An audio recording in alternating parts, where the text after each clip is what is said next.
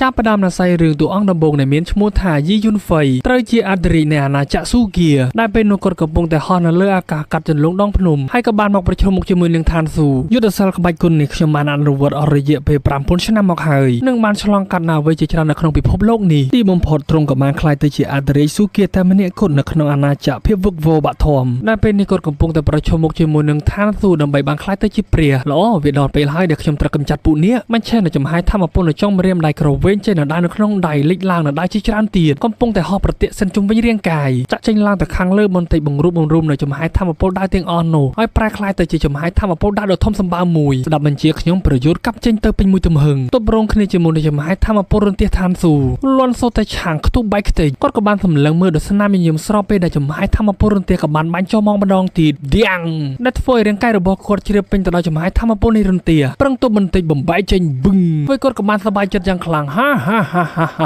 តើនេះមែនទេគឺជាអ្វីដែលគេហៅថាមហន្តរាយរបស់ឋានស៊ូប្រញាប់សម្រុកចូលមកបាញ់ចូលមកមែនដោយគាត់ក៏បានបញ្ឈិនចំហាយធម្មពលនៅក្នុងដៃទីទៅទប់រងពេញមួយទំហឹងដែលបានប្រែក្លាយទៅជាចំហាយធម្មពលត្រាថៃយីក៏បានទប់រងជាមួយនឹងចំហាយធម្មពលរន្ទះពេលនោះយើងក៏បានឃើញត្រានិករាជឋានស៊ូទម្លាក់ចុះមកដែលធ្វើឲ្យគាត់ប្រញាប់ប្រើប្រាស់នៅគម្ពីរព្រះអាទិត្យទី9នៃការចាប់កំណើតឡើងវិញដ៏វឹកវរទីទៅទប់រងគ្នាផាំងសាយភានៃចំហាយធម្មពលដែលខណៈពេលនោះអ្នករាជឋានស៊ូមួយក្បាលដ៏ធំសម្បើមក៏បានសម្រុកចូលមកព្យាយាមសង្កត់ទៅលើត្រាដែលអធិរាជកំពុងតែព្យាយាមទប់ពេលនោះសំឡេងប្រុសស្រីក៏បានស្រែកឡើងថានេះជាឱកាសរបស់ពួកយើងហើយសម្រុកចូលទៅតែចំហាយធម្មពលវិញ្ញាណទាំង3ក៏បានវាប្រហារព្រមគ្នាទៅលើអធិរាជលន់សូឌីបឌឹបភិចផាច់ធ្វើឲ្យគាត់ខ្ទាតឈាមចេញពីមាត់ខឹងយ៉ាងខ្លាំងពួកអាកំសាដោយប្រលឹងវិញ្ញាណម្នាក់ក្នុងចំណោមពួកគេទាំង3នាក់ក៏បាននិយាយខ្ញុំនឹងសម្លាប់ឯងប្រសិនបើឯងទ្រាំទ្រជាមួយនឹងការជឿជកចាប់នេះមិនបានមិនឆេះនៅធម្មពលនៅក្នុងកម្ដាប់ដៃព្រមគ្នាទីចេញទៅវាប្រហារជាមួយនឹងបាតដៃដ៏ធំសម្បើមទាំង3ហៀបនឹងដល់ទៅហើយអធិរាជក៏បានបញ្ឈិនធម្មពលរបស់គាត់នៅក្នុងបាតដៃទីទៅទប់រងបឹមខ្ទេចហើយពេលនោះពួកវិញ្ញាណទាំង3ក៏បានបោះចេញនៅដុំធម្មពលរបស់ពួកគេរៀងខ្លួនទម្លាក់ទៅតាមរ៉បដងខ្លួនរបស់អ្នករាជបន្ទាប់ពីឃើញបែបនោះអធិរាជក៏បានប្រើប្រាស់នៅក្បួនព្រះអាទិត្យទី9របស់គាត់ម្ដងទៀតទីវាឡើងទៅខាងលើដើម្បីទប់រងជាមួយនឹងអំណាចដ៏ខ្លាំងក្លាទាំងអស់នោះប៉ុន្តែវានៅតែមិនគ្រប់គ្រាន់ក៏បានខ្ទុះ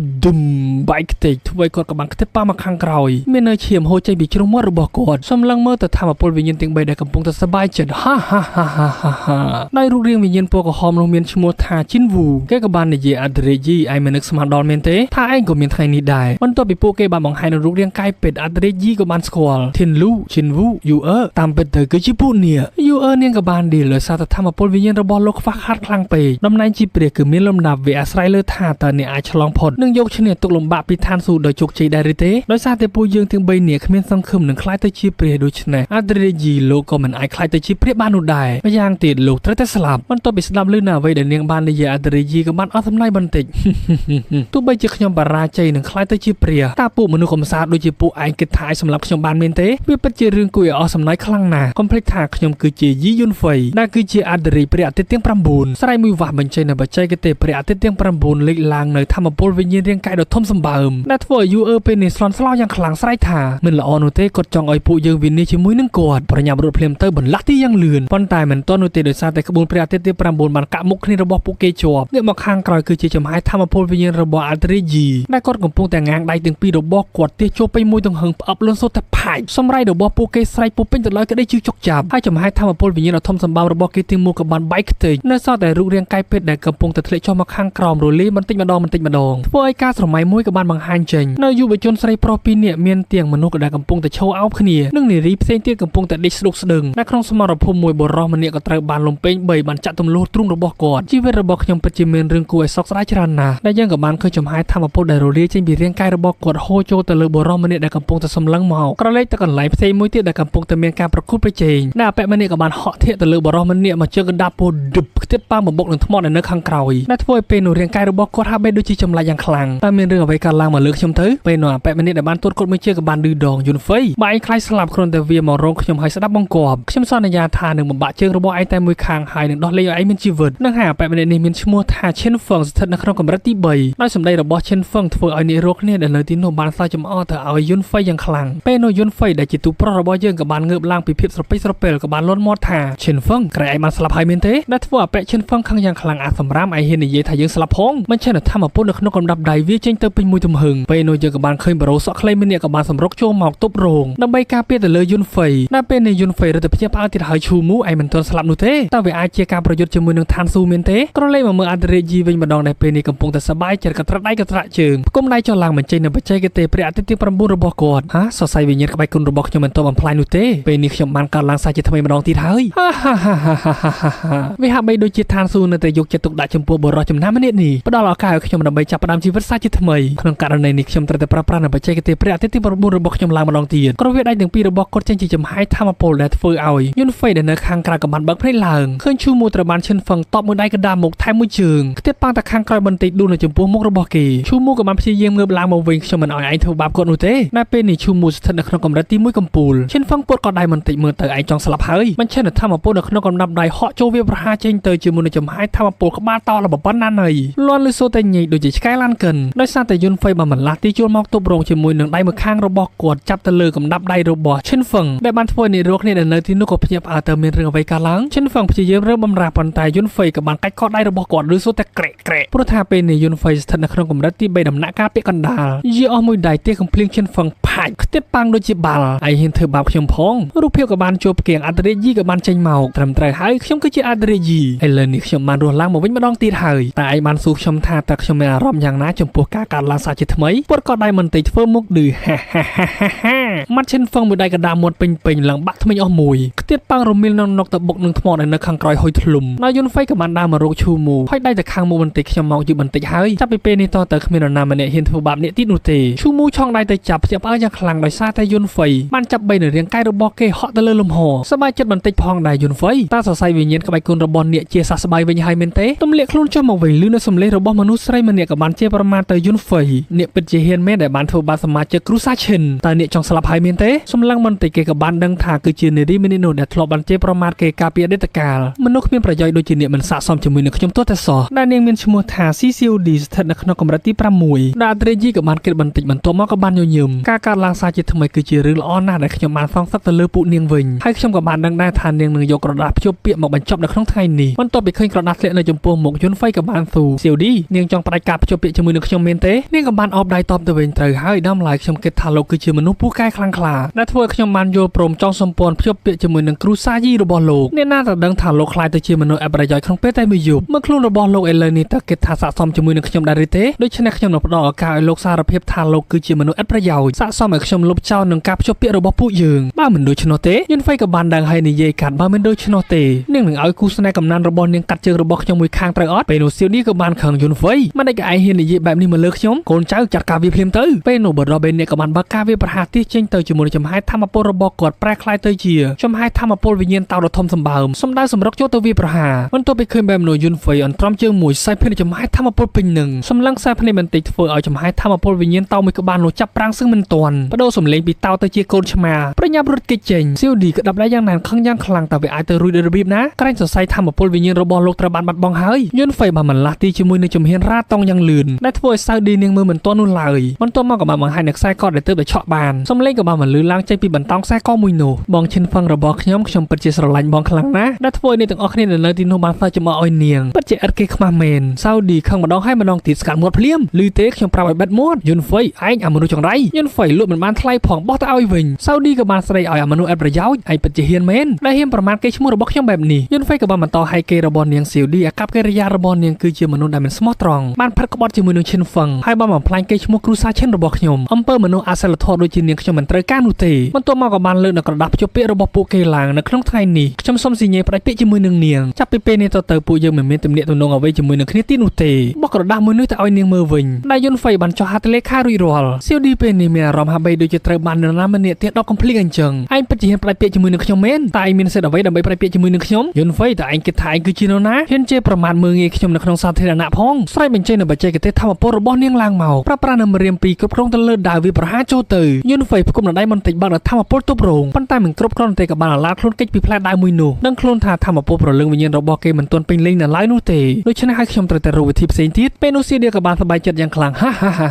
ងអាសម្រាប់ឯងច្បាស់ជាមិនរស់នោះទេ បញ្ចេញនៅដៅ3បញ្ជាចូលទៅវាប្រហារពីចាប់កាន់នៅដៅមួយចុងក្រោយសម្រុកចូលទៅយុនហ្វៃបានកិច្ចផុតពីការវាប្រហាររបស់នាងទាំងអស់បន្ទាប់មកក៏បានកិច្ចពីផ្លែដៃរបស់នាងទៀតសៀវឌីនៅតែព្យាយាមជាមួយនឹងដៅពោពេញទៅដោយចំហាយធម្មពលចាក់ហៀបនឹងដល់ករបស់យុនហ្វឹងទៅឲ្យកិច្ចផុតបន្តិចអាឡាខ្លួនចោះឡើងហាក់បីដូចជាកំពុងតែប្រឡែងលេងជាមួយនឹងនាងក្តៅចិត្តយ៉ាងខ្លាំងក្រវែងចេញនៅផ្លែដៃ3បន្ថែមទៀតហៀបនឹងទម្លុះរាងកាយរបស់យុនហ្វៃទៅហើយពេលនៅចំហាយធម្មពលស្រទាប់ផ្កាជុកជាច្រើនក៏បានបន្ទប់រងបំបែកចេញបង្ហាញខ្លួនមកធ្វើនេះរកគ្នាក៏បានភ្ញាក់ផ្អើលជាមួយនឹងសម្រស់ហើយនឹងកាយវិការដ៏រស់រវើករបស់នាងផ្ទាត់ចេញនៅស្រទាប់ផ្កាជុកស្រាលៗវាប្រហារចេញទៅដែលធ្វើឲ្យសៀវឌីយោដៅរបស់នាងព្យាយាមទប់រងខ្ទោះទៀងខ្ទាត់ប៉មកខាងក្រោយបន្តិចបន្លាស់ទីចូលមកយ៉ាងលឿនវាមួយដៃចេញទៅចំកណ្ដាលមុខរបស់សៀវឌីដឹបខ្ទាត់ប៉ាងហុយជុកដែលនាងគឺជាទូស្រីរបស់យើងឈ្មោះថាស៊ូឈីលូស្ថិតនៅក្នុងកម្រិតទី6ពាក់កណ្ដាលកុំឲ្យខ្ញុំលឺនាងនិយាយអាក្រក់ពីយុនហ្វៃទៀតអីសោះបើមិនដូច្នោះទេខ្ញុំនឹងសម្លាប់នាងដល់ដៃរបស់ខ្ញុំផ្ទាល់ជាមិនខានសៀវឌីមិនហ៊ានក្អកនោះទេឈូតឈាមច្រមុះចេញតោះពួកយើងប្រញាប់ចាក់ចេញភ្លាមទៅពេលនោះយុនហ្វៃក៏បានសម្លុតអ្នករកគ្នាដែលនៅទីនោះចាប់ពីពេលនេះតទៅអ្នកណាហ៊ានធ្វើបាបឈូមូទៀតលទ្ធផលគឺដូចជាឈិនហ្វឹងអញ្ចឹងអ្នករកគ្នាមិនហ៊ានតវ៉ានោះទេក៏បានដើរចាក់ចេញទៅទុកឲ្យពួកគេនៅតែពីរនាក់យុនហ្វៃក៏បានហៅឈីងលូនាងក៏បានបែរមកបាញ់ស្នាឡើងភីងពេញនឹងស៊ូថាតើបងមិនអីមែនទេសម្លឹងមើលមុខនាងបន្តិចក៏បានគិតដល់អតីតកាលយុនហ្វៃតើបងសុខចិត្តធ្វើបែបនេះដើម្បីខ្ញុំមែនទេយុនហ្វៃមិនតបស្ដីដើរទៅខាងមុខគេក្នុងចិត្តកូនស្រីនេះគ្រូសាស៊ូខ្ញុំមិនហ៊ានចូលទៅចិត្តនោះទេ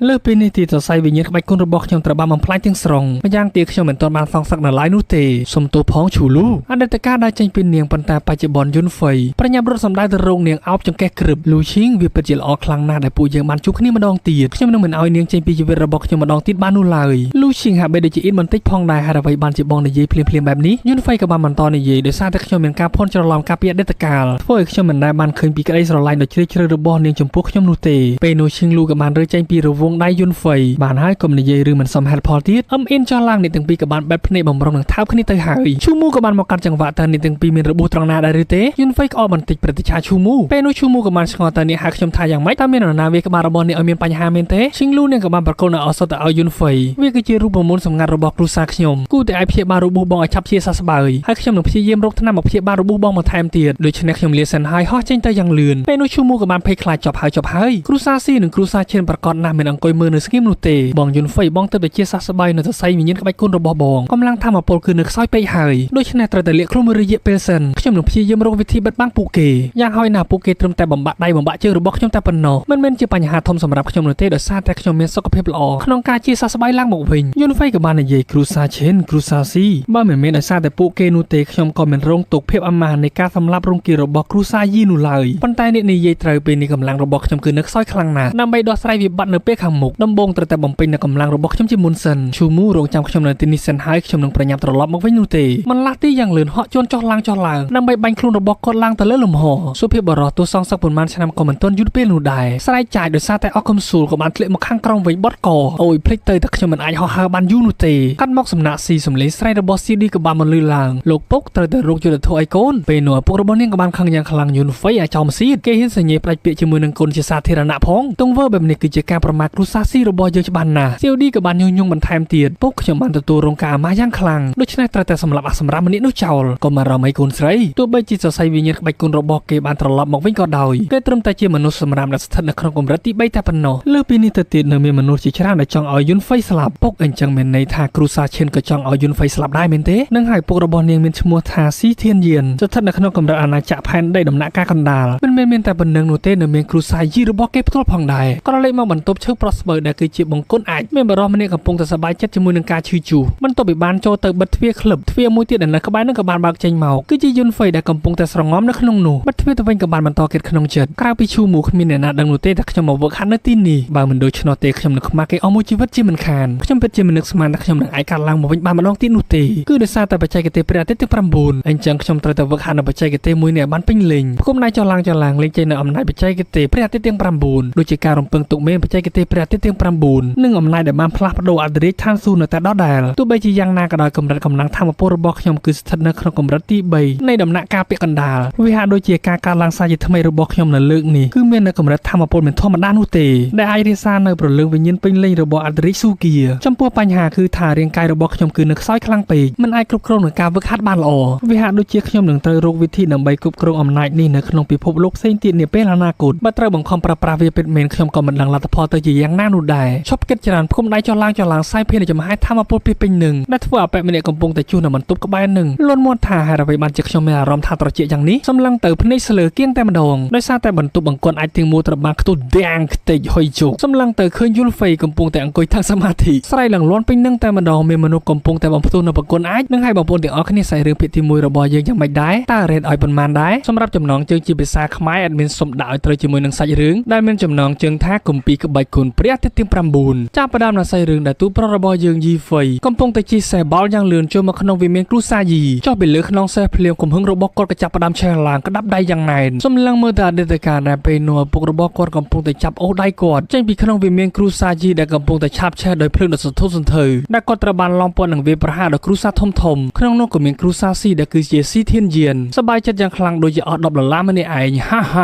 ាតើពួកឯងចង់រត់ទៅណាក្រវែងកូនប្រុសរបស់គាត់យុនហ្វេចេញប្រញាប់រត់ទៅទុកឲ្យពុកជាអ្នករៀបផ្លូវរបស់ពួកគេពុកខ្ញុំមិនទៅណានោះទេយុនហ្វេបន្តឈរនៅមាត់ទ្វារសម្លឹងទៅវិមានគ្រូសាយីការសោកស្ដាយនៃជីវិតអតីតកាលរបស់ខ្ញុំដែលគឺជាការឈឺចុកចាប់បំភ្លេចមិនបានព្រោះថាអតីតកាលនោះគេបានអមនៅរាងកាយរបស់ឪពុករបស់គេស្រែកយំយ៉ាងខ្លាំងបន្តឈានជើងទៅខាងមុខខ្ញុំនឹងមិនអនុញ្ញាតឲ្យអ្នកណាធ្វើបាបពួកគាត់បានទីនោះទេពេលនោះដែរដែលពោពេញទៅដោយចំហាយធម្មពលពោបៃតងក៏បានលូបវិប្រហាពីខាងក្រោយយុនហ្វេដឹងខ្លួនទាន់មិនចិត្តចំហាយធម្មពលនៅក្នុងដៃទប់រងបន្តិចលន់សុទ្ធតែព្រើងស្គាល់យ៉ាងច្បាស់ជាមួយនឹងបច្ចេកទេសដើមមួយនឹងយីឈៀងបង្ហាញខ្លួនឡើងគឺជាអាម៉ាប់ម្នាក់ដែលមានឈ្មោះថាយីឈៀងស្ថិតនៅក្នុងកម្រិតទី5គេក៏បានស្រែកឡើងយីយុនហ្វេប្រញាប់ចោះចាញ់យើងភ្លាមទៅកាប់មួយដើមពេញមួយទឹមហឹងយុនហ្វេក៏បានគិតផុតបន្តិចតើខ្ញុំមានមូលហេតុអ្វីចោះចាញ់ឯងដែលអាម៉ាប់យីឈៀងមិនខ្វល់ឡើយកាប់យកដោយសារតែឯងបានផ្លាច់ពាក្យជាមួយនឹងអូនសៀវឌីបង្កនៅបញ្ហាធំជាមួយនឹងគ្រូសាស៊ីក្នុងនាមខ្ញុំគឺជាកូនប្រុសម្នាក់នៃគ្រូសាយីត្រូវតែផ្ដល់នូវមេរៀនឲ្យឯងខ្លះនិយាយច្រើនពេកយុនហ្វេក៏បានដាល់ចេញទៅពី3ដៃធ្វើឲ្យអាម៉ាប់ខ្ទៀតប៉ាំងទៅខាងក្រោយជ្រូកបងដៃដូចជាឯងចង់មកផ្ដល់មេរៀនឲ្យយើងផងមិនឈប់នេះទាំងពីរក៏បានបន្តសម្រុកចូលរៀងខ្លួនអាម៉ាប់បានកាប់ចេញមួយចំហាយធម្មពលដើរទៅវាប្រហាយុនហ្វេក៏បានគេចផុតបន្តិចទីល្មមទីអាម៉ាប់មួយកំភ្លៀងផាច់ថែមមួយកំភ្លៀងទៀតធ្វើវាក៏បានធ្លាក់ដៃចេញពីដៃថយទៅខាងក្រោយបន្តិចយកដៃទាំងពីរក្តោបមុខរបស់វាក្រែងឯងស្ថិតនៅក្នុងកម្រិតទី3មែនទេហេតុអ្វីបានជាអាចទប់ទល់ជាមួយនឹងយើងបាននឹងហើយយុនហ្វេបន្ទាប់ពីស្រងំវឹកហាត់បំផ្ទុះនៅបង្កត់អាចបែកអស់មួយដែលធ្វើឲ្យគាត់ពេលនេះបានឈានទៅដល់កម្រិតទី3នៃការបន្សាបរាងកាយដំណាក់កាលកំពូលអាម៉ាប់មិនឈប់នៅឡើយដរាមណាខ្ញុំវាយឲ្យឯងខ្លាយទៅជាមនុស្សពិការដល់ពេលនោះបងប្រុសច្បងរបស់ខ្ញុំនឹងខ្លាយទៅជាអ្នកស្នងតំណែងនៃគ្រូសាយីបញ្ចេញនៅក្បាច់គុណយុទ្ធសាស្ត្ររបស់គេឡើងមកខ្សែភេទនៃចំហាយធម្មពលពុបៃតងពេញរាងកាយហក់ចូលទៅជាមួយនឹងយុទ្ធសាស្ត្រក្បាច់គុណរន្ទះជើងកំពូលឃាតករដែលវាបានលេចឡើងនៅចំហាយធម្មពលបាត់ជើងដ៏ធំសម្បើមធ្វើគេក៏បានសប្បាយចិត្តហាម្លងនេះឯងប្រកាសជាស្លាប់ហើយដល់យុនហ្វេមិនមានការព្រឺព្រួយអ្វីនោះទេក៏បានក្រវីក៏បានបន្តិចដកដង្ហើមធំមិនឡាស់ទីបាត់ពិធីនោះភ្លាមតែម្ដងបង្ហាញខ្លួនម្ដងទៀតជាមួយនឹងធម្មពលពីរាងកាយនៅលើលំហម៉ាត់អាម៉ាប់មួយដៃកណ្ដាលមុខពេញដប់ខ្ទេចប៉ាំងទៅខាងក្រោមហើយជុកបកធូលីចេញបន្តិចរន្ទះជើងឃាតករកំពូលរបស់ឯងគ្មានអ្វីអស្ចារ្យនោះទេសាបដែលអាម៉ាប់ពេលនោះជើងរបស់គេមួយខាងលិចចូលទៅក្នុងដីបែកក្អួតពេញមាត់ភ្លាមនោះក៏មានសម្លេងរបស់ព្រឹទ្ធាចារ្យម្នាក់ក៏បានបន្លឺឡើងតើឯងគឺជាអ្នកណាហ៊ានបើកការវាប្រហារនៅទីនេះផងទីចេញចំហាយធម្មពលបាត់ដៃដ៏ធំសម្បើមវាប្រហារទៅរកយុនហ្វេក្រឡេកឃើញទាន់ហក់កិច្ចទៅខាងក្រោយបន្តិចបង្ហាញខ្លួនឡើងគឺជាចាស់ព្រឹទ្ធាចារ្យនៃគ្រូសាយីដែលមានឈ្មោះថាយីជុងនៀនស្ថិតនៅក្នុងកម្រិតអាណាចក្រផែនដីដំណាក់កាលដំបូងអាម៉ាប់ពេលនោះក៏បានលន់មាត់បន្តិចថាពុករួចហើយក៏សន្លប់ទៅវិញដែលធ្វើឲ្យយីជុងនៀនខឹងយ៉ាងខ្លាំងក្តាប់ដៃយ៉ាងណែនអាសម្រាមឯងពិតជាហ៊ានមានធ្វើបាបកូនប្រុសរបស់យើងសំឡឹងមើលមុខគ្នាបន្តិចខ្សែភេទចំហាយធម្មពលរៀងខ្លួនចេញពីរាងកាយដោយពេលនោះយុនហ្វេក៏បានស្រមៃទៅអតីតកាលដែលគឺជាយីជុងនៀនបានចាក់ឪពុករបស់គាត់មួយដៃឃ្លុះទ្រូងតាកាចាស់គឺជាឯងអាសម្រាមតើឯងហៅយើងថាយ៉ាងម៉េចស្រូបទានធម្មពលទេចេញទៅជាមួយនឹងបាត់ដៃដ៏ធំសម្បើមត្រូវយុនហ្វេដឹបហុយខ្ទេចប៉ាំងទៅខាងក្រោយជាមួយនឹងរបួសឈាមហូរតាមមាត់ដែលធ្វើឲ្យអតរិយីក៏បានដឹងពីភាពខុសគ្នានៃកម្រិតធម្មពលរវាងកម្រិតអាណាចក្រហើយនឹងដំណាក់កាលគឺវាខុសគ្នាធំធេងខ្លាំងណាស់ពេលនោះយីជុងនៀនក៏បានបន្ថែមនៅយុទ្ធសាស្ត្រក្បាច់គុណរបស់គាត់បន្ថែមទៀតឯងត្រឡប់មកវិញទាល់តែបានដូច្នេះម្ដងនេះខ្ញុំមិនដោះលែងឲ្យឯងរួចខ្លួននោះទេទីចេញទៅជាមួយនឹងចំហាយធម្មពលបាត់ដៃ3ដែលអតរិយីក៏បានគិតឲ្យពេលនេះខ្ញុំមិនអាចប្រយុទ្ធទប់ទល់ជាមួយនឹងគាត់បាននោះទេអាចប្រើប្រាស់បានតែរាងកាយនិងលបឿនរបស់ខ្ញុំតែប៉ុណ្ណោះជ្រើសរើសយកគម្ពីរក្បាច់គុណមួយបន្ទាប់មកក៏បានលាស់ទីយ៉ាងលឿនដែលគឺជាយុទ្ធសាស្ត្រក្បាច់គុណជំហានដល់ទេវភាពកិច្ចចេញពីចំហាយធម្មពលបាត់ដៃជាច្រើននោះបន្តបន្លាស់ទីកិច្ចចុះកិច្ចឡើងក៏បានមកបង្ហាញខ្លួននៅចំពោះមុខយីចុងនៀនដាប់ដៃយ៉ាងណាជាមួយនឹងចំហាយធម្មពលដល់ចូលរៀងខ្លួនចូលចង្ការកើយមួយផាច់ប៉ុន្តែយុនហ្វេក៏បានត្រូវមួយដៃចូលទ្រូងមកវិញដឹបខ្ទេចប៉ើងខណៈពេលនេះអាម៉ាប់កំពុងតែដកជើងរបស់គេដែលលេចចូលទៅក្នុងដីបន្ទាប់ពីដកបានរាងកាយរបស់យីចុងនៀនដែលត្រូវបានខ្ទេចប៉ើងក៏បានទៅសង្កត់លើអាម៉ាប់ម្ដងទៀតដឹបហុយជោគងើបឡើងមកវិញបន្តិចក៏បានស្រែកជេរតែឯងបានរៀននៅយុទ្ធសាស្ត្រក្បាច់គុណនេះពីណាមកយុនហ្វេក៏បានស្ដីអ្វីនៅសារតាកាចាស់ឯងមានភ្នែកមិនចេះមើលគិតតែពីរឿងចង់ដណ្ដើមតំណែងគ្រប់គ្រងទៅលើគ្រូសាយីយីចុងនៀនគ្មានជេរទៅឈឺអាចចង់រៃយោស្រែកបញ្ចេញនៅយុទ្ធសាស្ត្រក្បាច់គុណរបស់គាត់ឡើងមកខ្ញុំមិនខ្វល់ថាឯងទទួលបានអំណាចយុទ្ធសាស្ត្រក្បាច់គុណអ្វីនោះទេនៅក្នុងថ្ងៃនេះខ្ញុំត្រូវតែកម្ចាត់ឯងចោលក្រវាចេញនៅក្រញាំយុទ្ធសាស្ត្រវិប្រហារចូលទៅយុនហ្វេក៏បានគិតផុតបន្តិចបន្តវិប្រហារចេញទៅជាមួយនឹងធម្មពលវិញ្ញាណអិនទ្រីស្រែកខ្វាក់ដែលធ្វើឲ្យយុនហ្វេក៏បានប្រប្រាស់ធម្មពលរបស់គាត់ទ ទប់រងអាសម្រាប់លុតជង្គង់នៅចំពោះមុខយើងភ្លាមដោយជង្គង់របស់យូនហ្វៃហ៊ីបនឹងដល់ដីទៅហើយគេក៏បានប្រឹងឡើងមកវិញខ្ញុំមិនលុតជង្គង់ឲ្យមនុស្សថោកទាបដូចជាឯងនោះទេអ្វីដែលឯងបានជំពាក់ខ្ញុំពីអតីតកាលត្រូវតែសងអស់នៅក្នុងថ្ងៃនេះហើយខ្ញុំនឹងប្រយុទ្ធជាមួយនឹងឯងរហូតដល់ស្លាប់ពេលនោះសំឡេងមួយក៏បានស្រែកថាតើអ្នកណាហ៊ានធ្វើបាបកូនប្រុសរបស់ខ្ញុំវាប្រហារចូលទៅជាមួយនឹងធម្មពលវិញ្ញាណបាក់សៃដ៏ធំសម្បើមឌឹមខ្ទេចយីចុងនាងក៏បានខ្ទេចប៉ាមកខាងក្រោយឯងពិតជាហ៊ានមែនដែលវាកូនប្រុសរបស់ខ្ញុំតែមិនគោរពថាខ្ញុំគឺជាចៅហ្វាយនៅទីនេះទេនឹងហើយគាត់គឺជាឪពុករបស់យូនហ្វៃដែលមានឈ្មោះថាយីធានពេងដែលស្ថិតនៅក្នុងកម្រិតអាណាចក្រផែនដីដំណាក់កាលពាក់កណ្ដាលពេលនោះយីចុងនាងក៏បានងើបឡើងមកវិញបន្តិចយីធានពេងទោះបីជាឯងជាលោកម្ចាស់នៃគ្រូសាយីក៏ដោយប៉ុន្តែឯងវាលំអៀងពេញចិត្តតែកូនប្រុសរបស់ឯងតែប៉ុណ្ណោះថែមទាំងពេលនេះយូនហ្វៃបានធ្វើបាបគ្រូសាយីទាំងមូលទៀតផងយីធានពេងក៏បានសួរតែកូនប្រុសរបស់ខ្ញុំបានធ្វើអ្វីត្រូវហើយជាការពិតណាកូនប្រុសរបស់ឯងបានប្រាប់ប្រាស់នៅក្បាច់កូនផ្ទាល់ខ្លួនរបស់គេបំបាក់នៅដៃជើងកូនប្រុសគ្រូសាឈិនទ្រាំស្ដាប់លេងបានពុករបស់យូនហ្វៃក៏បានទាញម្ដាយផាំងកណ្ដាលមុខយីចុងនៀនលន់សូតែផាច់វិលខ្ញាល់លូនជង្គង់ម្ដងទៀតងើបឡើងមកវិញយីធានពេងចាំមើលតើឯងអាចការពារកូនប្រុសរបស់ឯងបានយូរប៉ុន្មានទៀតធ្វើអ្វីមិនបានក៏បាននាំកូនប្រុសកម្មាប់របស់គេត្រឡប់ទៅវិញកូនប្រុសតើមានរបួសត្រង់ណាទេពេលនោះយូនហ្វៃក៏បានរត់ចូលទៅអោបឪពុករបស់គាត់យំផងនិយាយផងវាពិតជាល្អណាស់ដែលខ្ញុំបានជួបពុកម្ដងទៀតកូនប្រុសកូនអោបពុកបែបនេះពិបាកនិយាយខ្លាំងណាស់ថយចេញមកវិញបន្តិចបានពុកដោយសារតែខ្ញុំត្រេកអរខ្លាំងពេកខណៈពេលនោះសំឡេងរបស់ក្មេងស្រីម្នាក់ក៏បានស្រែកបន្លឺឡើងលោកគ្រូពេលនេះលោកគ្រូបានត្រឡប់មកវិញហើយត្រេកអរខ្លាំងពេកក៏បានលោតទៅអោបយូនហ្វៃជាប់គាត់ក៏បាននិយាយបានហើយលេខខ្ញុំសិនទៅដែលនាងមានឈ្មោះថាសៀវអឺមិនទោះពីឃើញនាងអោបកូនប្រុសរបស់គាត់ធ្វើឲ្យគាត់ក៏បានក្រហែមបន្តិចសៀវអឺបន្ទាប់ពីទម្លាក់ខ្លួនចុះមកវិញក៏បានលីរណាត់ឌឺយូនហ្វៃក៏បានចាប់ក្បាលរបស់នាងលេបន្តិចបែកគ្នាមិនទាន់បានយូរប៉ុន្មានផងនាងមានកម្លាំងធម៌ពលខ្លាំងបែបនេះដោយឪពុករបស់គាត់ក៏បានខាត់ពួកនេះទាំងពីរបានហើយឈប់ប្រឡែងគ្នាទៅពេលនោះក៏បានឃើញមនុស្សពីរនាក់គ្រានៅព្រឹត្តិការណ៍ទី2នៃគ្រូសាយីដល់ចូលមករំភើបយ៉ាងខ្លាំងយូនហ្វៃបានត្រឡប់មកវិញហើយខ្ញុំបានឮមកថាសរសៃវិញ្ញាណក្បាច់គុណរបស់អ្នកបានជាសះស្បើយតើវាគឺជាការពិតមែនទេដែលធ្វើឲ្យឪពុករបស់គាត់ក៏បានភ្ញាក់ផ្អើលយូនហ្វៃធម៌ពលវិញ្ញាណក្បាច់គុណរបស់កូនត្រឡប់មកវិញមែនទេបាទត្រូវហើយលោកពុកលោកតាទី2ពេលនេះធម៌ពលក្បាច់គុណរបស់ខ្ញុំត្រូវបានស្ដារឡើងវិញយ៉ាងពេញលេញចាប់ពីពេលនេះតទៅគ្មានអ្នកណាហ៊ាននិយាយអាក្រក់ពីខ្ញុំទៀតនោះទេនៅពេលនោះពុករបស់គាត់ក៏បានសប្បាយចិត្តយ៉ាងខ្លាំងពិតជាស័ក្តិសមនឹងខ្លាយជាកូនប្រុសដ៏ល្អរបស់យីធានពីងខ្ញុំមែននេះរកគ្នានៅទីនោះក៏បានរំភើបជំនួសផងដែរលបងយូនហ្វៃពេលនេះបងបានត្រឡប់មកខ្លាំងម្ដងទៀតហើយត្រូវហើយខ្ញុំយីយូនហ្វៃបានត្រឡប់មកវិញក្រឡេកមកសាលប្រជុំនៃគ្រូសាយីដែលយូនហ្វៃបានរៀបរាប់ប្រាប់ឪពុករបស់គាត់ខឹងយ៉ាងខ្លាំងច្បាច់ពេញតែបែកខ្ចាយថាយ៉ាងម៉េចយីចុងនៀនបានខົບខិតជាមួយនឹងគ្រូសាឈិនហើយនឹងគ្រូសាស៊ីត្រូវហើយពុកខ្ញុំបានប្រមូលផុតតាំងបានមួយចំនួនចាប់តាំងពីកូនបានបាត់បង់នៅធម្មពលវិញ្ញាណក្បាច់គុណធ្វើឲ្យពួកគេបានចង់បានដំណ័យមួយនេះប៉ុន្តែពួកគេមិនគួរណាតែខົບខិតជាមួយនឹងគ្រូសាឈិនហើយនឹងគ្រូសាស៊ីនោះទេដែលធ្វើឲ្យពួកគេកំពុងតែលេងជាមួយនឹងភ្លើងហើយដុតខ្លួនឯងនៅក្នុងទីក្រុងយៀនយឺយើងនេះមាននៅគ្រូសាធំ4គ្រូសាឈិនគ្រូសាស៊ីគ្រូសាយីហើយនិងគ្រូសាលូមិនដែលមានចំនួននៅគ្នារយៈពេលជាច្រើនឆ្នាំមកហើយប៉ុន្តែមានគ្រូសាមួយដែលមានផ្នែកចតាចង់លេបយកគ្រូសា3ផ្សេងទៀតយូនហ្វៃក៏បានបន្តប្រាប់ពុករបស់គាត់យីចុងនៀនហ៊ានវាប្រហារខ្ញុំដោយបើកចំហវាប្រកាសជាមានព្រឹត្តិការណ៍ម្នាក់ណាដែលនៅក្នុងគ្រូសារបស់យើងនៅខាងគាត់ដូច្នេះកិច្ចប្រជុំធំរបស់គ្រូសាយីនៅ3ថ្ងៃខាងមុខពុកត្រូវតែប្រុងប្រយ័ត្នឲ្យបានខ្ពស់មិនអីនោះទេពុកបានធ្វើជាមេគ្រូសាអស់រយៈពេលជាច្រើនឆ្នាំមកហើយមាននៅយុទ្ធសាស្ត្រក្បាច់គុណដែលអាចការពារខ្លួនបានត្រូវហើយកូនប្រុសហេតុអ្វីបានជាធម្មពលវិញ្ញាណក្បាច់គុណរបស់កូនឆាប់ជាសះស្បើយម្ល៉េះសំឡឹងមើលមុខបន្តិចបន្ទាប់ពីដឹងថាយូនហ្វៃមិនចង់និយាយប្រាប់គាត់ក៏មិនដេញដោលទៀតនោះទេវាល្អហើយឲ្យតែកូនបានត្រឡប់មកដូចដើមវិញការប្រកួតដណ្ដើមជើងឯកនឹងធ្វើឡើងនៅ3ថ្ងៃខាងមុខទៀតយីចុងនៀនពិតជាឲ្យកូនប្រុសច្បងរបស់គេយីឡៃកំណត់គោលដៅទៅលើកូនជាមិនខានហើយយីឡៃប្រហែលជាបានទម្លាក់ទៅកម្រិតទី8នៃការបន្សុទ្ធរាងកាយរួចរាល់ហើយពេលនោះយូនហ្វៃក៏បាននិយាយកំព្រួយបារម្ភអីពុកខ្ញុំប្រកាសជានឹងយកឈ្នះនៅក្នុងការប្រកួតក្នុងរយៈពេល3ថ្ងៃខាងមុខនេះពុកកម្រិតធម្មពលដាំដុះរបស់ពុកត្រូវបានជប់គៀងពាក់កណ្ដាលដំណាក់កាលនៃអាណាចក្រផែនដីវាប្រហែលជា7ឆ្នាំមកហើយប្រសិនបើខ្ញុំចម្រាញ់ថ្នាំគ្រប់កម្រិតទី3បានជោគជ័យវានឹងអាចជួយពុកទម្លាក់ទៅកម្រិតបន្ទាប់ទៀតដោយយីធានពីងគាត់មិនមានសង្ឃឹមនោះទេអ្វីដែលកូននិយាយគឺត្រូវប៉ុន្តែថ្នាំគ្រប់វិញ្ញាណកម្រិតទី3គឺពិបាករកខ្លាំងណាស់ថែមទាំងមានតម្លៃខ្ពស់ទៀតផងគ្រូសាយីរបស់យើងមិនមានសមត្ថភាពទិញនោះទេបានហើយបំភ្លេចវាចោលទៅពុកលេងខ្វល់ទៀតហើយយូនហ្វៃក៏បាននិយាយវាគ្រាន់តែជាគ្រាប់ថ្នាំវិញ្ញាណកម្រិតទី3តែប៉ុណ្ណោះវាគ្មានអ្វីពិបាកសម្រាប់ខ្ញុំនោះទេពុកតើហាងលក់ឱសថដ៏ធំជាងគេនៅក្នុងទីក្រុងរបស់យើងនៅឯណាហាងលក់ឱសថវាពេទ្យណាគឺគ្រប់គ្រងដោយគ្រូសាលីងស៊ីងហ្វឹងទោះបីជាពួកគេមានឱសថគ្រឿងផ្សំទាំងអស់នោះក៏ដោយប៉ុន្តែពួកគេចង់រកស៊ីជាមួយតែអ្នកជំនួយដែលខ្លាំងប៉ុណ្ណោះប្រភពដើមម្ចាស់ដែលបានគ្រប់គ្រងនៅទីនោះគឺអាចកំបាំងខ្លាំងណាស់ថែមទាំងពិបាកទប់ទល់ជាមួយនឹងបច្ចេកទេសកូនកំបិតរបស់គេទៀតផងយូនហ្វៃក៏បានបន្តសួរតើបច្ចេកទេសកូនកំបិតរបស់គេខ្លាំងក្លាមែនទេពុកមិនអាចបញ្ជាក់ការពិតបាននោះឡើយដូច្នេះកូនត្រូវតែទៅសាកល្បងដោយខ្លួនឯងយូនហ្វៃមកមែនពេលនេះកំពុងតែឈរនៅមុខហានឈីងស៊ីងហ្វឹងបន្ទាប់មកក៏បានដើរចូលមកដល់ខាងក្នុងពិតជាប្រណិតមែនមានមនុស្សជាច្រើន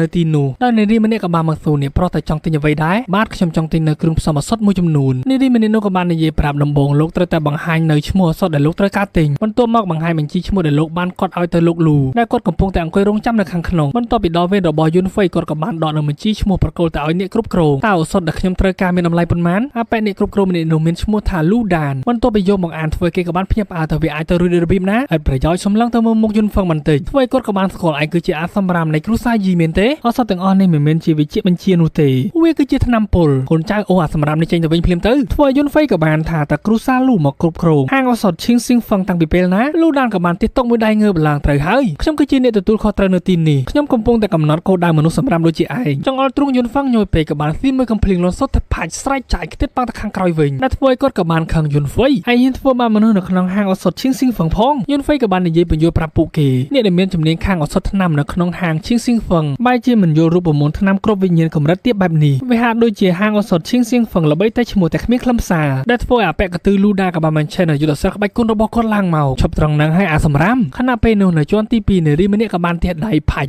់យន្តហ្វៃក៏បានចាប់អារម្មណ៍សម្លឹងទៅបញ្ចេញនូវផ្លិតរបស់នាងបិទនឹងទ្រូងឲ្យនិយាយពិតជាហ៊ានមែនដែលនិយាយថាហាងអសតឈីងស៊ីងហ្វឹងរបស់ខ្ញុំល្បីតែឈ្មោះសម្រាប់ខ្លួនចុះមកខាងក្រោមដែលធ្វើនាងរស់គ្នាបើកភ្នែកលើចំហមាត់ពិតជាស្រស់ស្អាតមែនដែលនាងគឺជាម្ចាស់នៅទីនេះឈ្មោះថាសៀវឈូឈូអាកន្ទឺក៏បានប្រញាប់រត់ចូលមករាយការណ៍នាងគឺជាគេសម្លឹងមកបន្តិចអាកន្ទឺក៏បានឈប់ដែលពេលនោះសៀវឈូឈូក៏បានប្រើផ្លិតរបស់នាងវាអាកន្ទឺផាច់ខ្ទេតប៉ាំងស្ដុកទៅខាងក្រោយវាមិនទាន់ដល់វេនរបស់នាងដែលត្រូវលូកមាត់នោះទេបើកផ្លិតបិទមុខបន្តិចដើរចូលទៅខាងមុខយន្តហ្វៃពេលនោះក៏បានប្រាប់ការភ្នែកព្រានរបស់គាត់សម្លឹងទៅនាងញញឹមបន្តិចព្រោះដឹងថានៅក្នុងរាងកាយរបស់នាងកំពុងតែមានជាតិពឹសវានឹងធ្វើឲ្យអ្វីៗកាន់តែងាយស្រួលហើយឈូនាងក៏បាននិយាយខ្ញុំពិតជាសោកស្ដាយណាស់ដែលអ្នកគ្រប់គ្រងហាងឱសថរបស់ខ្ញុំធ្វើការមិនបានល្អអញ្ចឹងខ្ញុំសូមដោះស្រាយជាមួយនឹងអ្នកប្រុសខាងនេះសិនសូមអញ្ជើញអ្នកទាំងអស់គ្នាត្រឡប់ទៅមុនដែលធ្វើឲ្យយន្តហ្វៃក៏បានដឹងនាងគឺជាម្ចាស់នៅទីនេះឈ្មោះថាសៀវឈូឈូរហ័សនាងទេពអប្សរកំបិតអាត់កំបាំងនាងក៏បានញញឹមតបទៅវិញបើខ្ញុំចាំមិនខុសនោះទេលោកគឺជាអ្នកប្រុសនៃគ្រូសាយីពេលនោះនាងក៏បានបញ្ចេញនៅប្រដាប់គិតលេខខ្ញុំមិនខ្វល់ថាលោកមកនេះមានគោលបំណងអ្វីនោះទេប៉ុន្តែពេលនេះខ្ញុំប្រញាប់លោកបានធ្វើឲ្យខូចខាតសរុបទាំងអស់មានចំនួន3321កាក់មាសយន្តហ្វៃក៏បានក្រវែងចេញបន្តិចខ្ញុំគ្មានប្រាក់នោះទេបើអញ្ចឹងមានតែលោកមកទីនេះដើម្បីបង្កបញ្ហាលោកពិតជាមនុស្សមិនល្អនោះទេបើអញ្ចឹងខ្ញុំនឹងបង្រៀនអ្នកឲ្យស្គាល់ថ្នាំខ្លាំងម្ដងសម្រុកចូលយ៉ាងលឿនជាមួយនឹងផ្លិតនៅក្នុងដៃរបស់នាងវាប្រហារចេញទៅដែលស្រួលដូចជាកំបិតយន្តហ្វឹងក៏បានព្យាយាមកិច្ចពេលនោះនាងក៏បានលើកជើងល្វែងរបស់នាងដាក់ទៅលើស្មារបស់យន្តហ្វឹងលោកបិទភ្នែកបែបនេះអ៊ីនខ្ញុំមិនទេយកដៃក្រវែងជើងរបស់នាងចេញប្រាំរៀមពីចុចជីបចោលទៅលើចង្កេះរបស់នាងកម្លាំងឈីដែលបានជាប់នៅក្នុងរាងកាយរបស់នាងគឺខ្លាំងក្លាណាស់ចាប់ទាញដៃរបស់នាងបត់មកខាងក្រោយជន់នៅកែងជើងបន្តទាស់ពី3ដៃទីទៅលើចង្កេះរបស់នាងពេលនេះជាតិពុលបានកកជាប់ដែលធ្វើឲ្យកម្លាំងធម្មពលរបស់នាងបានចុះខ្សោយអាឡាត់ខ្លួនមកខាងលើបន្តិចបន្តបន្លាស់ទីចូលទៅចុចជីបចោលទៅលើទ្រូងរបស់នាងខ្ទាតប៉ាមកខាងក្រោយបន្តិចនាងនៅតែព្យាយាមសម្រុកចូលទៅវាប្រហារម្ដងទៀតគប់ចេញនៅចំហាយធម្មពលផ្លិតចូលទៅវាប្រហារយន្តហ្វៃបន្ទាប់ពីឃើញបែបនោះក៏បានបន្លាស់ទីកិច្ចចេញរត់ចូលយ៉ាងលឿនចាប់ដៃរបស់នាងទាញចូលទាស់មួយដៃទៅលើទ្រូងដែលធ្វើឲ្យនាងបានកកឈាមចេញមកយន្តហ្វៃដាក់ដៃធ្វើការគោរពគូសមឲ្យខ្ញុំសុំទោសផងដែលដៃធ្ងន់ខណៈពេលនោះព្រឹទ្ធាចារ្យហួងក៏បានបញ្ឆេះនៅយុទ្ធសាស្ត្រក្បាច់គុណរបស់គាត់ឡើងមកដោយមានការព្រួយបារម្ភពីនាងរបស់គាត់បំរុងនឹងបើកការវាប្រហារទៅហើយឈូក៏បានខាត់ឈប់សិនពេលនេះកម្លាំងឈីរបស់ខ្ញុំបានប្រសើរឡើងគួរឲ្យកត់សម្គាល់តើលោកគឺជានរណាមកទីនេះមានគោលបំណងអ្វីយន្តហ្វៃក៏បានប្រាប់ថាខ្ញុំអាចព្យាបាលជំងឺរបស់នាងបានក៏អាចធ្វើឲ្យនាងទម្លុះទៅកាន់កម្រិតបន្តបានដែរបញ្ចេញនៅផ្លិតរបស់គាត់ឡើងមកអាស្រ័យលើនាងជឿខ្ញុំឬអត់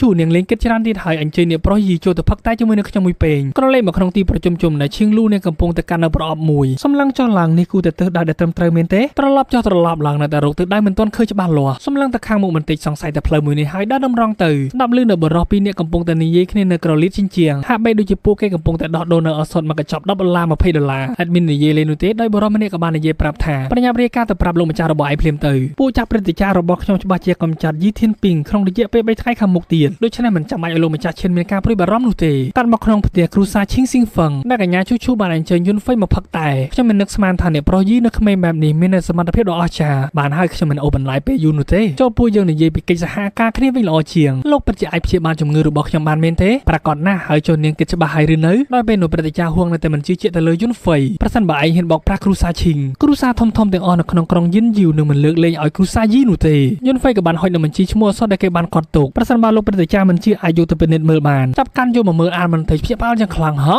បដូរទឹកមុខទៅជារីករាយត្រេកអរយ៉ាងខ្លាំងវាពិតជាអស្ចារ្យមែនគ្រឿងផ្សំបែបនេះមានលក្ខណៈសម្បត្តិដាច់ដោយឡែកពីគ្នាប៉ុន្តែវាមានឥទ្ធិពលអាចរួមបញ្ចូលជាមួយនឹងគ្នាបានដែលអាចជួយពង្រឹងមូលដ្ឋានគ្រឹះអ្នកហ្វឹកហាត់ក្បាច់គុណវាពិតគឺជារូបមន្តកំណត់ទ្រព្យដ៏កម្រមួយលើសពីនេះទៀតវាអាចជួយសម្អាតនៅជាតិពុលនៅក្នុងរាងកាយរបស់អ្នកហ្វឹកហាត់ក្បាច់គុណបានផងដែរនិងអាចជំនួយទៅដល់ការដាំដុះរបស់ពួកគាត់ដែលធ្វើឲ្យព្រឹត្តិការណ៍ហួងរឹតតែសប្បាយចិត្តថ្នាំកម្រនាងវាគឺជារូបមន្តពិតយន្តហ្វឹងក៏បានបញ្ជាក់ប្រាប់ទៀតថាបើចម្រាញ់បានជោគជ័យនឹងធ្វើឲ្យទីផ្សារហាងរបស់នាងកាន់តែធំទូលំទូលាយឱកាសបានមកដល់ហើយឈូត្រូវតែក្តាប់យកនិយាយលាកខានមកតើលោកចង់បានអ្វីបាទខ្ញុំជួយចិត្តនិយាយត្រង់ហើយសាមញ្ញបំផុតខ្ញុំចង់សហការជាមួយនឹងហាងរបស់នាងដើម្បីអភិវឌ្ឍរូបមន្តមួយនេះការបែងចែកប្រាក់ចំណេញ50ដែលធ្វើឲ្យព្រឹត្តិការណ៍ហួងមិនយល់ស្របនោះទេលោកចំណាយតិចតែចំ ចំណេញច្រើនពេលនោះកញ្ញាឈូឈូក៏បានខត់ព្រឹត្តិការណ៍ហួងបានហើយចំណែកនេះប្រយីអាចទទួលបានប្រាក់ចំណេញជារៀងរាល់ខែចាប់ពីពេលនេះតទៅចំពោះអសត់មួយចំនួនដែលលោកត្រូវការអាចចូលទៅយកនៅក្នុងហាងរបស់ខ្ញុំបានហើយប្រាក់ចំណេញខ្ញុំនឹងផ្ញើទៅជារៀងរាល់ខែដល់ផ្ទះរបស់លោកផ្ទាល់យុនហ្វៃក៏បានញញឹមបន្តិចល្អសហការរីករាយប៉ុន្តែខ្ញុំចង់បានប្រាក់មួយចំនួនឥឡូវនេះឈូឈូមិនបដិសេធទេខ្ញុំនឹងឲ្យលោកមើលថ្មវិញ្ញាណដែលវាបានផ្ទុកនៅក្នុងចិញ្ចៀនអវកាសមួយនេះគឺជាអំណោយផ្ទាល់ខ្លួនរបស់ខ្ញុំដែលបានជួយទៅលោកយុនហ្វៃញញឹមបន្តិចត្រេកអរយ៉ាងខ្លាំងបែបមុតមិនចិត្តនោះទេនាងសៀវពិតជាមានចិត្តទូលាយចាប់តាំងពីពួកយើងបានសហការប្រតិបត្តិការកិច្ចព្រមព្រៀងជាមួយនឹងគ្ន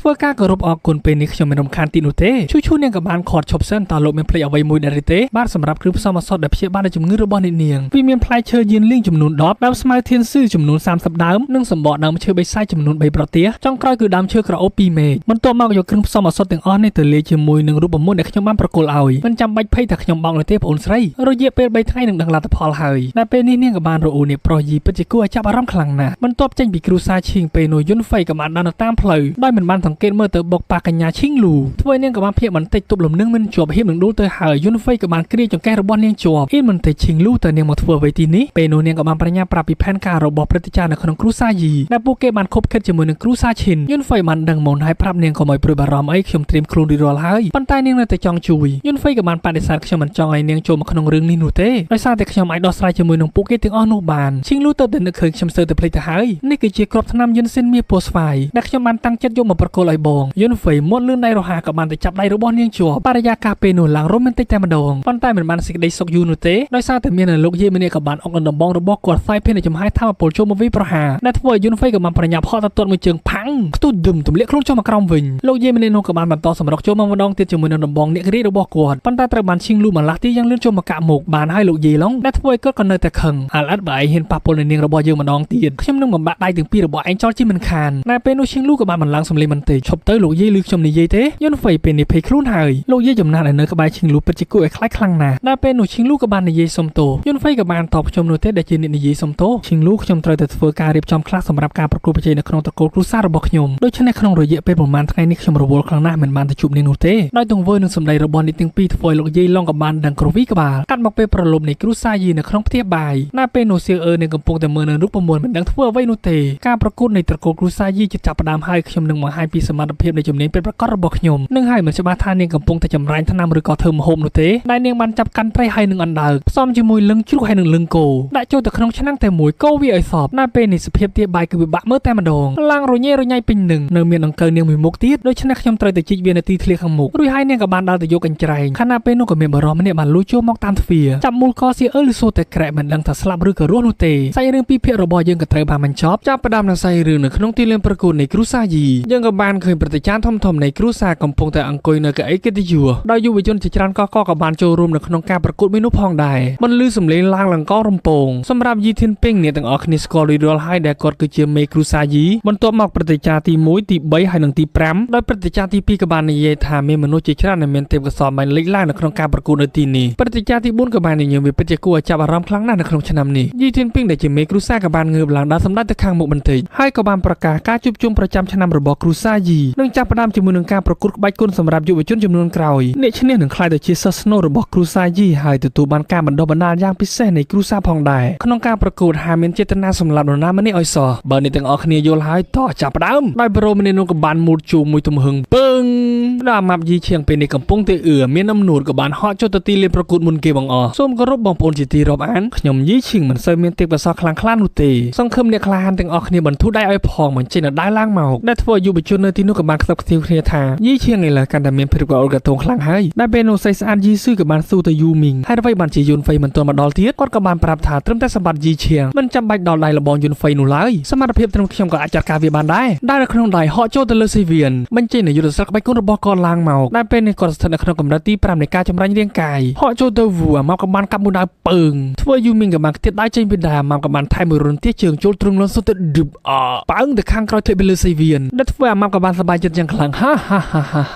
ដែលពេលនេះវាបានឈានមកដល់កម្រិតទី6នៃការចម្រាញ់រាងកាយយ៉ាងខ្លាំងតែមានអ្នកណាហ៊ានទៀតដែរទេដែលធ្វើឲ្យព្រឹត្តិការណ៍ទី4ក៏បានពេញចិត្តយ៉ាងខ្លាំងយីឈៀងបានឈានមកកម្រិតទី6យ៉ាងឆាប់រហ័សវាពិតជាអស្ចារ្យមែនដែលពេលនេះនៅលើស៊ីវៀនអាម៉ាប់បានផ្ដួលគោប្រកួតជាច្រើនជាមួយនឹងបច្ចេកទេសក្បាច់ដៃរ របស់គាត់ដោយព្រឹត្តិការណ៍ទី4នៅតែសរសើរអាម៉ាមិនដាច់ពីមាត់ដោយយីចុងនៀនពេលនេះឡើងតែម្ដងបន្ទាប់ពីលឺព្រឹត្តិការណ៍ជាច្រើនបានសរសើរកូនប្រុសរបស់គាត់ទោះបីជារូបរាងកូនប្រុសរបស់ខ្ញុំមិនសង្ហាប៉ុន្តែសមត្ថភាពគឺល្អជាងយុនហ្វៃយីធានពីងបន្ទាប់ពីលឺគេមើលងាយកូនប្រុសរបស់គាត់មិនពេញចិត្តយ៉ាងខ្លាំងយីចុងនៀននិយាយឲ្យចេះក្រែងចិត្តខ្ញុំផងយុនហ្វៃទើបតែជាសះស្បើយនៅសរសៃវិញ្ញាណក្បាច់គុណរបស់គាត់បើផ្អែកលើទេពកោសល្យអតីតកាលរបស់គាត់កាលពីមុនការប្រកួតប្រជែងនៅក្នុងថ្ងៃនេះគ្មាននរណាយកឈ្នះគាត់បាននោះទេយីចុងនៀននៅតែប្រឆាំងឥឡូវគេគិតទៅលើសមត្ថភាពបច្ចុប្បន្នតែប៉ុណ្ណោះបើគ្មានសមត្ថភាពស្មើនឹងសម្រាមដែលធ្វើយីធានពីងខឹងយ៉ាងខ្លាំងងើបឡើងពេលនោះព្រឹត្តិការណ៍ទី4ក៏បាននិយាយត្រូវហើយធានពីងយុនហ្វៃបានខ្លាចទៅជាមនុស្សអត់ប្រយោជន៍រយៈពេល3ឆ្នាំមកហើយគេក៏លែងមានសមត្ថភាពក្នុងការទទួលបន្ទុកដ៏ធ្ងន់ក្នុងការទទួលមរតកនៃគ្រួសារយីទីដែរដូច្នេះហើយបានជាខ្ញុំពិភាក្សាជាមួយនឹងពួកព្រឹត្តិការណ៍ជាច្រើនអ្នកនៅក្នុងត្រកូលរបស់យើងវាត្រូវតែដោះស្រាយនៅក្នុងការប្រកួតថ្ងៃនេះមានតែលទ្ធផលឈ្នះតែប៉ុណ្ណោះដែលអាចទទួលនៅតំណែងនៃគ្រួសារយីបានព្រឹត្តិការណ៍ទី2ក្តៅចិត្តយ៉ាងខ្លាំងអុកឈើច្រត់មួយមើលទៅពួកនេះទាំងអស់គ្នាកំពុងតែធ្វើបាបឪពុកកូនទាំងពីរនាក់នេះហើយសម្រាប់ខ្ញុំមិនយល់ស្របនោះទេ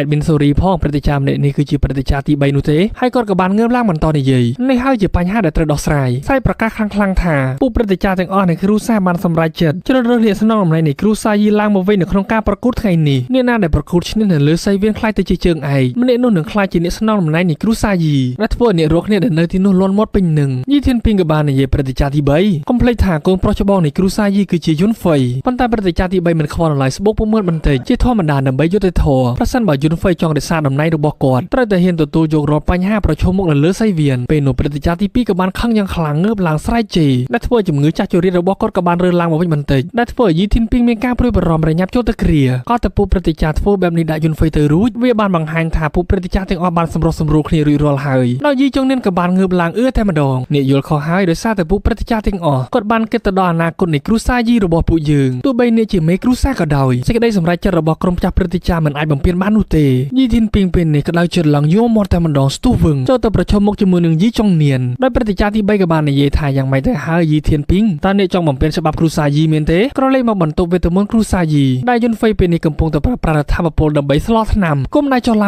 ើងទិះចេញចំហាយធម្មពលបញ្ចូលទៅក្នុងឆ្នាំងបន្ថែមទៀតវាក៏បានបាញ់ឡើងទៅខាងលើលំហពេលនោះយើងក៏បានឃើញគ្រាប់ថ្នាំវិញ្ញាណកម្រិតទី3 2គ្រាប់បណ្ដាតចូលទៅក្នុងដៃរបស់យុនហ្វៃដើម្បីយកឈ្នះយីឡៃដែលស្ថិតនៅក្នុងកម្រិតទី8ហើយខ្ញុំក៏ត្រូវប្រុងប្រយ័ត្នចំពោះផែនការរបស់យីចុងនៀនផងដែរជាមួយនឹងកម្រិតនៃការដាំដុះរាងកាយបច្ចុប្បន្នរបស់ខ្ញុំមិនមែនជាគូប្រកួតជាមួយនឹងយីឡៃនោះទេវាហាក់ដូចជាខ្ញុំត្រូវតែគិតរកវិធីផ្សេងជាមួយនឹងបច្ចេកទេសដែលអាចបំពេញចន្លោះប្រហោងនៃកម្រិតការចម្រាញ់រាងកាយរបស់ខ្ញុំហើយអ្វីដែលខ្ញុំពឹងបានឥឡូវនេះគឺជាអំណាចព្រលឹងវិញ្ញាណរបស់អាត្រីស៊ូគីដែលពេលនេះគាត់បានជ្រើសរើសយកគម្ពីរក្បាច់គុណនៃការដាំដុះអំណាចព្រលឹងវិញ្ញាណដើម្បីបង្រួបអំណាចទាំងអស់នោះបញ្ចូលទៅក្នុងអាវុធដាវដែលអាចហៅបានថាគឺជាក្បាច់គុណបញ្ចូលលេបព្រលឹងបើភ្នែកឡើងមកវិញយុនហ្វៃក៏បានបន្តគិតប្រហែលជាការប្រកួតប្រជែងបោកប្រាស់មួយនោះចាប់ផ្ដើមហើយវានឹងយឺតពេលបើខ្ញុំវឹកហាត់បែបធម្មតាដូច្នេះមានតែប្រើប្រាស់នៅអំណាចគម្ពីរព្រះអាទិត្យទី9គុំដៃចុះឡើងលេចចេញនៅព្រលឹងវិញ្ញាណរបស់អាត្រីស៊ូគីឬក៏អាត្រីយីយុនហ្វៃដែលពេលនោះគាត់កំពុងតែវឹកហាត់ជាមួយនឹងធម្មពលបញ្ចូលលេបព្រលឹងលេចចេញឡើងបន្តិចស្រាប់តែមាននារីម្នាក់ក៏បានរត់ស្រែកបើកទ្វារចូលមកវីវូហើយអ្នកប្រុសនៃនាងសើអឺបានបាត់ខ្លួនកាលពីយប់មិញនៅក្នុងផ្ទះបាយហើយត្រូវបានចាប់ខ្លួនដែលធ្វើឲ្យយុនហ្វៃភ្ញាក់ផ្អើលដាច់ចង្វាក់អស់រលីងក្រឡេកមកមើលនៅលើសៃវៀនវិញដែលយីឈៀងនៅតែបន្តឈ្នះនៅក្នុងការប្រកួតឯងព្រមចោះចាញ់មែនទេប៉ុន្តែយើងមិនទាន់អស់ចិត្តនោះឡើយហក់ចូលទាត់អបិម្នាក់នោះមកជើងកណ្ដាលគុំរជា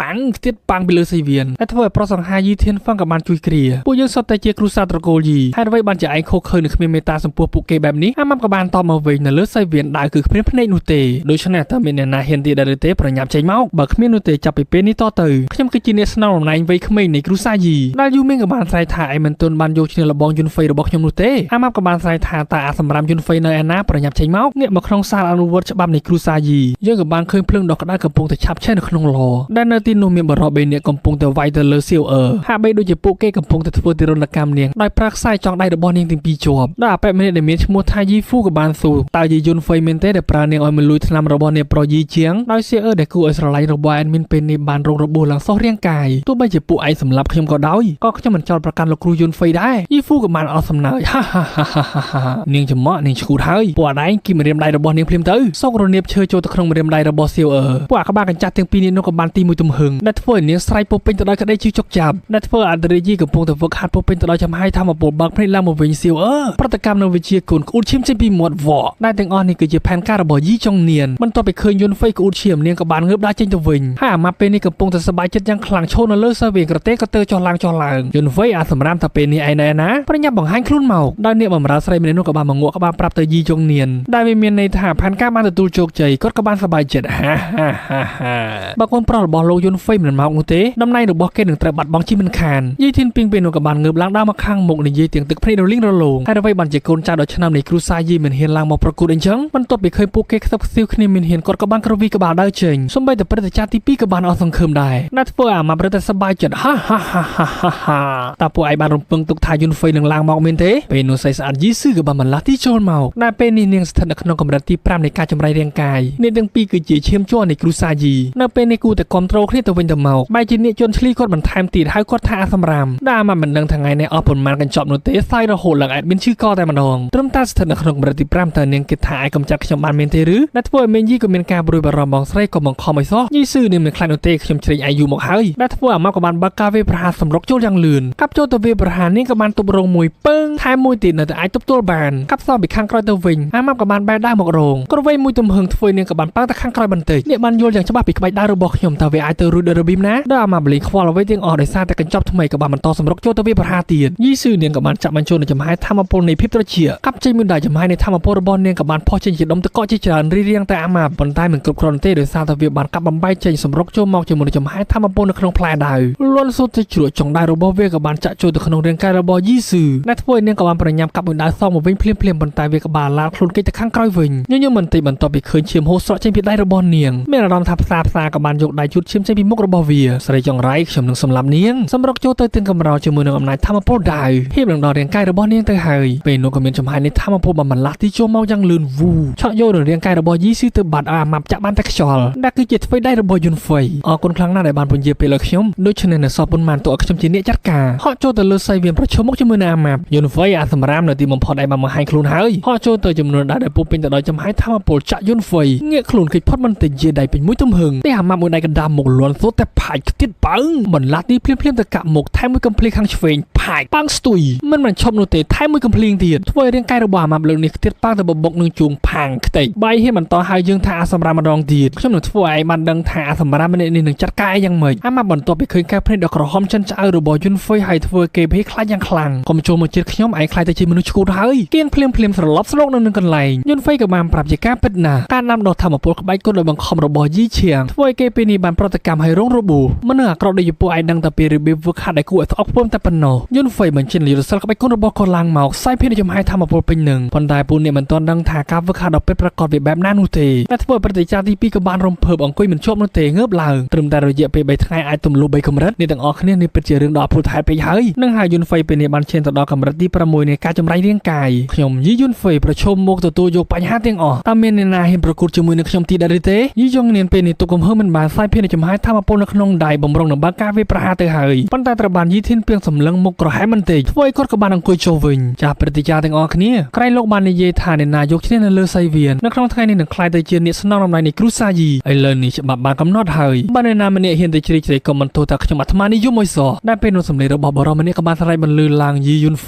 บักกาเวประหารจอมมักจมูกจะมาให้ทำมาโปเต้าโดยทอมสมบัติสำลังตะคางเลยเคยตัวกับบานมันเช่นทำมาโปในขนมกับดับใดที่ตะตุบรงดุมตู้เดียงลางก็กระค่อยจกเป็นหนึ่งได้บ้านถ้วยยุนไฟลุนจงกงชอกเชี่ยมเจบีหมอดได้บ่ได้บ้านบักกาเวประหารบันคือเยี่ไหลสถานขนมกับรัตติปรมใบในการฝึกหัดเรียงกายพวกระบยุนไฟกับบ้านดังทายีจงเนียนวิเมียนในทาเตียงอ่อนในกิจการริบจอมระบายยี่ไหลเป็นในเดปเป็นตลอดจำให้ทำมาโปจมูกหนึ่งกลมนุ่มยุนไฟไอเห็นฟูบาปมประบอกยมพงด้วยชนะยืนหนึ่งเวไอคลายตะจิกะสมนอลจุดเชี่ยมเจบีหมดมันเตงเงือบลางไอซอลบองจมูกหนึ่งยืนบานสำหรับโจเตอร์วิคเนียพงผังปิงเลื่อนลมหอเมื่อมันตอนเตะปนตาฮาเบดิจิยุนไฟจันเปรียบเริ่มมือเจิงลนโซเตอร์เดือบคือตั้งมาข้างกราววิญน่าเป็นหน่วยยีไลกับบามันเจนยุทธศาสตร์เข้าไปกุระบอกกอดไลเจียกับรัตติปรามบูนนัดเวในรกเรียกก็มีการเพียบอาลฮะกับรัตติปรามบูนน่าเป็นหน่วยยีไลกับพงตะบันเชนจะมาให้ทำมาโปรบอกเกนในครองกระยำใดเพราะโจเตอร์ปูเป็นตลอดจนร้อนรุ่นเตียนั่นคือเจียอมนายทำมาโปรเตากระหึ่มทิ้งดอบได้ไปบ้านสำรกโจโปรเพียนตะกระยำยุนไฟล่างรุมจุ้ยนาทีหนุดไฟในรกเรียกกับบาพิชิยมตุบรงสบายจัดยังคลังฮ่าอาสำรามไอขมีอาการเรียนเป็นชีวิตนุเต้ไปนี่คือเจียอาการระบยี่จงเนียงกับบามันเชนทำมาโปรในครองบ้านได้ระบอกกอดที่โจเตอร์เวบรายินที่เพียงกับบางกระเลยคืนตัวเตี้ยมาตุบรงเป็นพัง ខ្ទេចប៉ាំងទៅខាងក្រោយរៀងខ្លួនและធ្វើឲ្យឈូមូក៏បានស្ទុះចូលទៅគ្រាបន្ទាប់ពីត្រូវរបួសគាត់ក៏បានដឹងពេលនេះយីចុងនាងបានឈានទៅដល់កម្រិតអាណាចក្រផែនដីនៃដំណាក់កាលកណ្ដាលសប្បាយចិត្តយ៉ាងខ្លាំងហាឯងនិយាយត្រូវហើយយីធានពីងមើលទៅការដាំដុះធម្មពលរបស់ឯងមានប្រសើរឡើងទាល់តែសោះហើយថែមទាំងបានចំណាយពេលចិញ្ចឹមកូនប្រុសដ៏អត់ប្រយោជន៍ម្នាក់ទៀតផងមនុស្សដូចជាគេអសមត្ថភាពខ្លាំងណាស់ដូច្នេះត្រូវតែប្រគល់នៅអំណាចមេគ្រូសាមកឲ្យកូនប្រុសរបស់យើងបន្ទាប់ពីខែអាការៈរបស់លោកអ៊ំយីធានពីងមិនសូវស្រួលឈូមូក៏បានលួចលាក់ប្រគល់ដណ្ដប់ថ្នាំទៅឲ្យគាត់ដែលជាគ្រាប់ថ្នាំវិញ្ញាណកម្រិត3ដែលយុនហ្វឹងបានចម្រាញ់ពេលនោះព្រឹត្តិការណ៍ទី2ក៏បានងើបឡើងប្រតិកម្មយ៉ាងខ្លាំងមិនយល់ស្របនោះទេប៉ុន្តែព្រឹត្តិការណ៍ទី3ក៏បានងើបឡើងមកជ្រៀកជ្រែកខ្ញុំគិតថាអ្វីដែលយីចុងនាងនិយាយគឺត្រឹមត្រូវព្រឹត្តិការណ៍ទីក៏បានយល់ស្របដូចគ្នាយីចុងនាងក៏បានបន្តអ្នកស្នងតំណែងគ្រូសាយីហើយនឹងមេដឹកនាំគ្រូសាយីត្រូវតែជាមនុស្សដែលមានសមត្ថភាពហើយនឹងរឹងមាំតាមមានអ្នកណាជំទាស់នឹងសម្ដីរបស់ខ្ញុំទេពេលនោះអ្នករកគ្នាក៏បានខ្សឹបខ្សៀគ្នាចោះឡើងមួយចំនួនក៏បានលុតជង្គង់ចុះតែធ្វើឲ្យគាត់ក៏បានសប្បាយចិត្តយ៉ាងខ្លាំងចាប់ពីពេលនេះតទៅគ្រូសាយីនឹងខ្លាចជារបស់ខ្ញុំពេលនោះសម្លេងទៀតដៃរបស់យុនហ្វឹងក៏បានមកលើឡើងពីដំបូលផ្ទះការសម្ដែងរបស់ពលលោកពិតជាអស្ចារ្យមែនទម្លាក់ខ្លួនចុះមកខាងក្រោមវិញធ្វើយីឡៃសឹងមិនជឿវាមិនអាចទៅរួចនោះទេបើខ្ញុំមិនធ្វើបែបនេះតាកាចាស់យីចុងនាងគេមិនបង្ហាញកន្ទុយរបស់គេនោះទេដែលធ្វើយីឡៃក៏បានដឹងថាវាគឺជាគម្រោងការរបស់ឯងតាំងពីដំបូងស្រ័យបញ្ចេញនូវធម៌ពលអាវុធដើរនៅក្នុងដៃក្រវាចេញជាចំហាយធម៌ពលដើរជាច្រើនសម្រុកចូលទៅវាប្រហារយុនហ្វៃបន្ទាប់ពីឃើញបែបនោះក៏បានប្រើប្រាស់នូវកម្លាំងធម៌ពលជំហានខ្យល់ដល់ទេវភាពគិចចេញពីផ្លែដើមមួយក៏មានជាច្រើនទៀតបន្តចូលមកហក់គិចចុះគិចឡើងអាឡាតចុះអាឡាតឡើងផ្ទុះប៊ឹមហុយធ្លុំយុនហ្វៃចេញមកកុំធ្វើជាមនុស្សកំសាកបែបនេះភ្នែកឡើងក្រហមដោយចេញពីផ្សែងហុយជុកនិយាយថាល្អខ្ញុំនឹងផ្ដល់ការចងចាំមួយឲ្យឯងបានដឹងមិនឆេះតែចំហាយធម៌ពលនៅក្នុងដៃស្រូបទាញយកនៅដៃរបស់យីឡៃស្ដាប់បញ្ជាខ្ញុំមកណែវាក៏បានរបូតចេញពីដៃហោះចូលមករកយុនហ្វៃបែកចេញទៅជា5ដៃដូចជាម្រាមដៃបញ្ជាឲ្យចូលទៅវាប្រហារយីឡៃគេគិតមិនទាន់នោះទេចំហាយធម៌ពលដើរទាំងអស់ជាមួយលបឿនដ៏លឿនក៏បានចាក់ទម្លាស់រាងកាយរបស់យីឡៃគិតមិនរួចនោះទេឡើងសោះសាច់ខ្សែឈាមពេញនឹងយុនហ្វៃក៏បានបញ្ជាដើរឲ្យឈប់ដែលធ្វើឲ្យយីឡៃខ្ជិះឈាមម្ដងហើយម្ដងទៀតភ្ញាក់ផ្អើលយ៉ាងខ្លាំងបន្ទាប់ពីឃើញចុងដៃដ៏មុតស្រួយបានភ្ជាប់ទៅលើមុខរបស់គេដែលធ្វើឲ្យរកគ្នានៅខាងយុនហ្វៃក៏មានសង្ឃឹមពេលនោះយីឡៃក៏បានលុតជង្គង់ចុះខ្ញុំចាញ់ហើយដែលធ្វើឲ្យយុនហ្វៃក៏បានងាកបែរខ្នងដើរចេញហើយរស់មិនរស់យីឡៃក៏បានគប់ចេញអាវុធសម្ងាត់របស់គាត់ចូលមកវាប្រហារយុនហ្វៃពីខាងក្រោយសប្បាយចិត្តមិនតិចនៅទីបំផុតឯងនៅតែចាញ់ល្បីរបស់យើងអាវុធសម្ងាត់ហៀបនឹងទម្លុះក្បាលរបស់យុនហ្វៃទៅហើយគាត់ក៏បានប្រើប្រាស់នៅបច្ចេកទេសបញ្ជូលលេបប្រលឹងទម្រង់ពីអាវុធសម្ងាត់ដែលកំពុងតែវាប្រហារចូលមកដំបូងឡើយខ្ញុំគិតថាឯងគឺជាសមាជិកនៃគ្រូសាយីបានជាមិនចង់សម្លាប់ទុកឲ្យឯងមានជីវិតប៉ុន្តែខ្ញុំមិនបានរំពឹងទុកថាឯងសាហាវយ៉ាងនេះទេដូច្នេះខ្ញុំមិនទុកឲ្យឯងរស់នៅបានទីនោះទេបញ្ជានឹងបញ្ជូលលេបប្រលឹងចាក់ទម្លុះក្បាលរបស់យីឡៃភុចស្រែកចាច់ឌូផ្កាជើងទាំងបន្តបន្លាស់ទីចូលមកយ៉ាងលឿនជាមួយនឹងចំហាយធម្មពលពីពេញរាងកាយឈរនៅចំពោះមុខយីចុងនាងតែកាចាស់វាដល់ពេលដែលយើងត្រូវជម្រាបបញ្ជីដែលឯងហ៊ានប៉ះពាល់មនុស្សនៅជុំវិញខ្លួនរបស់យើងស្វាគមន៍បងប្អូនទាំងអស់គ្នាចូលមកទស្សនារឿងគម្ពីរក្បាច់គុណព្រះអាទិត្យទាំង9ដែលជាភាគទី4របស់យើងសម្រាប់បងប្អូនដែលចង់ទស្សនាការសម្រាយរឿងរបស់ admin ដែលមានច្រើនភាគអាចចុចចុចទៅក្នុងក្រុមរបស់ admin បានឬក៏ចូលជាសមាជិកកូនក្រុម VIP របស់ admin ដែលមានរឿងផលប្រចាំថ្ងៃជូនបងប្អូនទាំងអស់គ្នាទស្សនាម្យ៉ាងទៀតមានរឿងស្រាប់ចំនួន6-7រឿងឯណោះដែល admin បានអាប់ឡូតរួចជាស្រេចគ្រាន់តែអ្នកទាំងអស់គ្នាបងត្រឹមតែ$1ក្នុងមួយខែនឹងក្លាយជាសមាជិកនៅក្នុងកូនក្រុម VIP របស់ admin ប្រសិនបើបងប្អូនទាំងអស់គ្នាចាប់អារម្មណ៍អាចតាក់ទងមក Telegram ផ្ទាល់របស់ admin បាននៅក្នុងទីលានប្រកួតក្បាច់គុណនៃគ្រូសាយីដដែលដោយយីចុងនាងបានខឹងយ៉ាងខ្លាំងយុនហ្វៃឯងពិតជាហ៊ានមែនវាមិនមែនជាទូរនទីរបស់ឯងនោះទេដែលលើកដៃមកចង្អុលខ្ញុំបែបនេះយុនហ្វៃក៏បាននិយាយការពេតព្រោះតែលោកចង់បានតំណែងជាមេគ្រូសាបានញុះញង់ចាស់ព្រឹត្តិការណ៍នៅក្នុងគ្រូសាយីដើម្បីផ្លាស់ប្ដូរការប្រកួតប្រជែងចូលទៅជាការប្រយុទ្ធសម្រាប់អ្នកស្នងនៃត្រកូលគ្រូសាយីក្នុងពេលស្របគ្នាផងដែរគាត់បានបញ្ជាឲ្យមនុស្សធ្វើបាបស៊ីអឺទៀតផងដើម្បីរំខានដល់ការវឹកហាត់របស់ខ្ញុំក្នុងការប៉ុនប៉ងធ្វើខ្ញុំប្រតិកម្មក្នុងការដាំដុះព្រោះតែគាត់មិនចង់ឲ្យខ្ញុំចូលមកប្រកួតប្រជែងហើយលោកហ៊ាននិយាយថាលោកមានសច្ចធម៌ដោយរបៀបណាយីចុងនាងមិនតបពីឃើញព្រឹត្តិការណ៍ទាំងអស់ដឹងពីការពេតធ្វើឲ្យគាត់ក៏បានចង់អត់ទៅយុនហ្វៃម្ដងទៀតកុំនិយាយមិនសមហេតុផលបែបនេះខ្ញុំនិយាយមិនសមហេតុផលមែនទេបានឈូមូនាំមនុស្សចូលមករួចអ្នកបម្រើស្រីម្នាក់នោះចូលចំណែកយេស៊ូក៏បានគ្រានៅស៊ីអឺចូលមកសាកសីនៅទីនេះតើលោកចង់ប្រកែកអ្វីទៀតអ្នកបម្រើម្នាក់នោះក៏បានសុំអង្វរលោកម្ចាស់ទុកជីវិតរបស់ខ្ញុំផងខ្ញុំគ្រាន់តែធ្វើតាមបញ្ជារបស់លោកម្ចាស់ទី2តែប៉ុណ្ណោះដែលធ្វើឲ្យយីចុងនាងក៏បានខឹងស្រីចង្រៃបែបមាត់ភ្លាមយុនហ្វៃក៏បានបន្ថែមប្រសិនបើវាមិនមែនដោយសារតែល្បីរបស់ខ្ញុំនោះទេខ្ញុំច្បាស់ជាត្រូវប្រតិកម្មសិល្បៈក្បាច់គុណម្លងទៀតជាមិនខានដែលគាត់ក៏បានស្រមៃទៅដល់អបិម្នាក់កំពុងតែវាទៅលើស៊ីអឺយ៉ាងដំណំទាត់ហើយទាត់ទៀតស្របពេលនោះអ្នកបម្រើស្រីក៏បានដើរចូលទៅដល់ពេលនេះយុនហ្វៃបានប្រតិកម្មនៃការដាំដុះសិល្បៈក្បាច់គុណរួចរាល់ដែលធ្វើឲ្យគាត់មិនអាចចូលរួមទៅប្រកួតប្រជែងបានទៀតនោះទេអបិម្នាក់នោះក៏បានតបទៅវិញក្មេងស្រីម្នាក់នេះពិតជារឹងត្រចេះណាស់នាងមិនព្រមនិយាយក៏ហក់មូលបង្កាច់យុនហ្វៃឡើយអ្នកបម្រើស្រីម្នាក់នោះក៏បានតបថាមិនអីនោះទេសម្រាប់នាងចោលទៅធ្វើអបិម្នាក់នោះក៏បានឆ្លើយបន្តិចលើកកំបិតបំរុងនឹងប្រឡ័យស៊ីអឺទៅហើយពេលនោះយុនហ្វៃក៏បានបន្លាស់ទីចូលមកយ៉ាងលឿនជាមួយនឹងរបស់លេងថ្មីដែលគឺជាបច្ចេកទេសបញ្ជូលលេបប្រលឹងចាក់ទម្លុះនៅក្បាលអបិម្នាក់នោះភុចអេ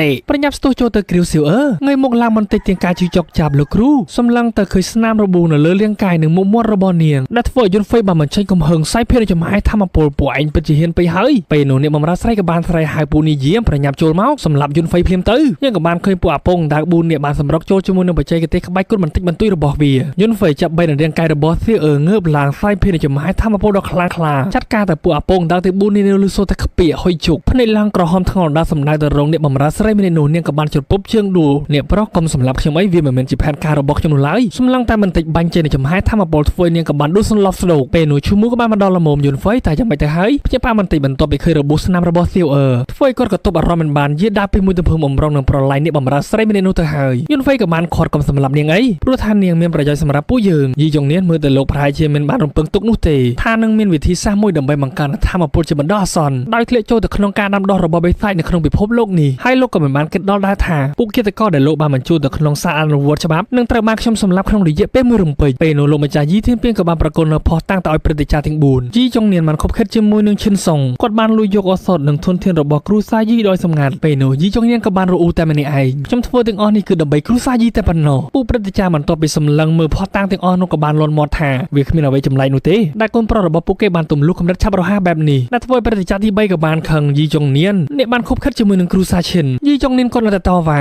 ប្រសិនបើកូនប្រុសរបស់ខ្ញុំយីឡៃមិនប្រញាប់ទម្លុះកម្រិតនោះទេតើមានអ្នកណាទៀតដែលស្នងតំណែងគ្រូសាយីដើម្បីចូលទៅប្រកួតប្រជែងនៅក្នុងអណ្ដូងខាងវិញ្ញាណព្រឹទ្ធាចារ្យទី3ក៏បានស្ដីឲ្យយីចុងនាងដំបងឡៃខ្ញុំគិតថាអ្នកផ្ដោតទៅលើការធ្វើឲ្យគ្រូសាយីបានត្រឡប់មកដូចដើមវិញដែលធ្វើឲ្យខ្ញុំមិនដែលគិតថាអ្នកបានធ្វើអំពើដ៏ឥតគិតខ្មាស់បែបនេះបានក្បត់នឹងគ្រូសាយីរបស់យើងទាំងមូលទោះបីអ្នកបានសន្យាជាមួយនឹងពួកយើងអំពីអត្តប្រយោជន៍ជាច្រើនក៏ដោយប៉ុន្តែពួកយើងមិនប្រកល់គ្រូសាយីទៅឲ្យអាជនក្បត់ដូចជាឯងនោះទេយីចុងនាងប្រញាប់ចោះចាញ់អីលើនេះភ្លាមទៅតែពេលនោះធ្វើឲ្យគាត់ចាប់ផ្ដើមងាងបន្តិចហើយខ្ញុំបានខំប្រឹងប្រែងយ៉ាងខ្លាំងចំពោះគ្រូសាយីបែរខ្លាយទៅជាមនុស្សល្ងងខ្លៅទៅវិញហើយតើរឿងទាំងអស់ឯងដឹងដោយរបៀបណាយន្តហ្វៃក៏បានតបខ្ញុំដឹងត្រឹមថាអ្នកកំពុងតែខឹងខ្លាំងណាស់តែពេលនេះយីចុងនាងហាក់បីដូចជាស្ទះឈាមធ្វើឲ្យគាត់ក៏បានដងហក់ខ្ជិះឈាមចេញពីមាត់អកគូទៅលើកៅអីវិញខ្ញុំបានរៀបចំផែនការអស់រយៈពេល3ឆ្នាំមកហើយវាបានត្រូវបំផ្លាញដោយសារតែក្មេងម្នាក់ពេលនេះត្រូវចប់ហើ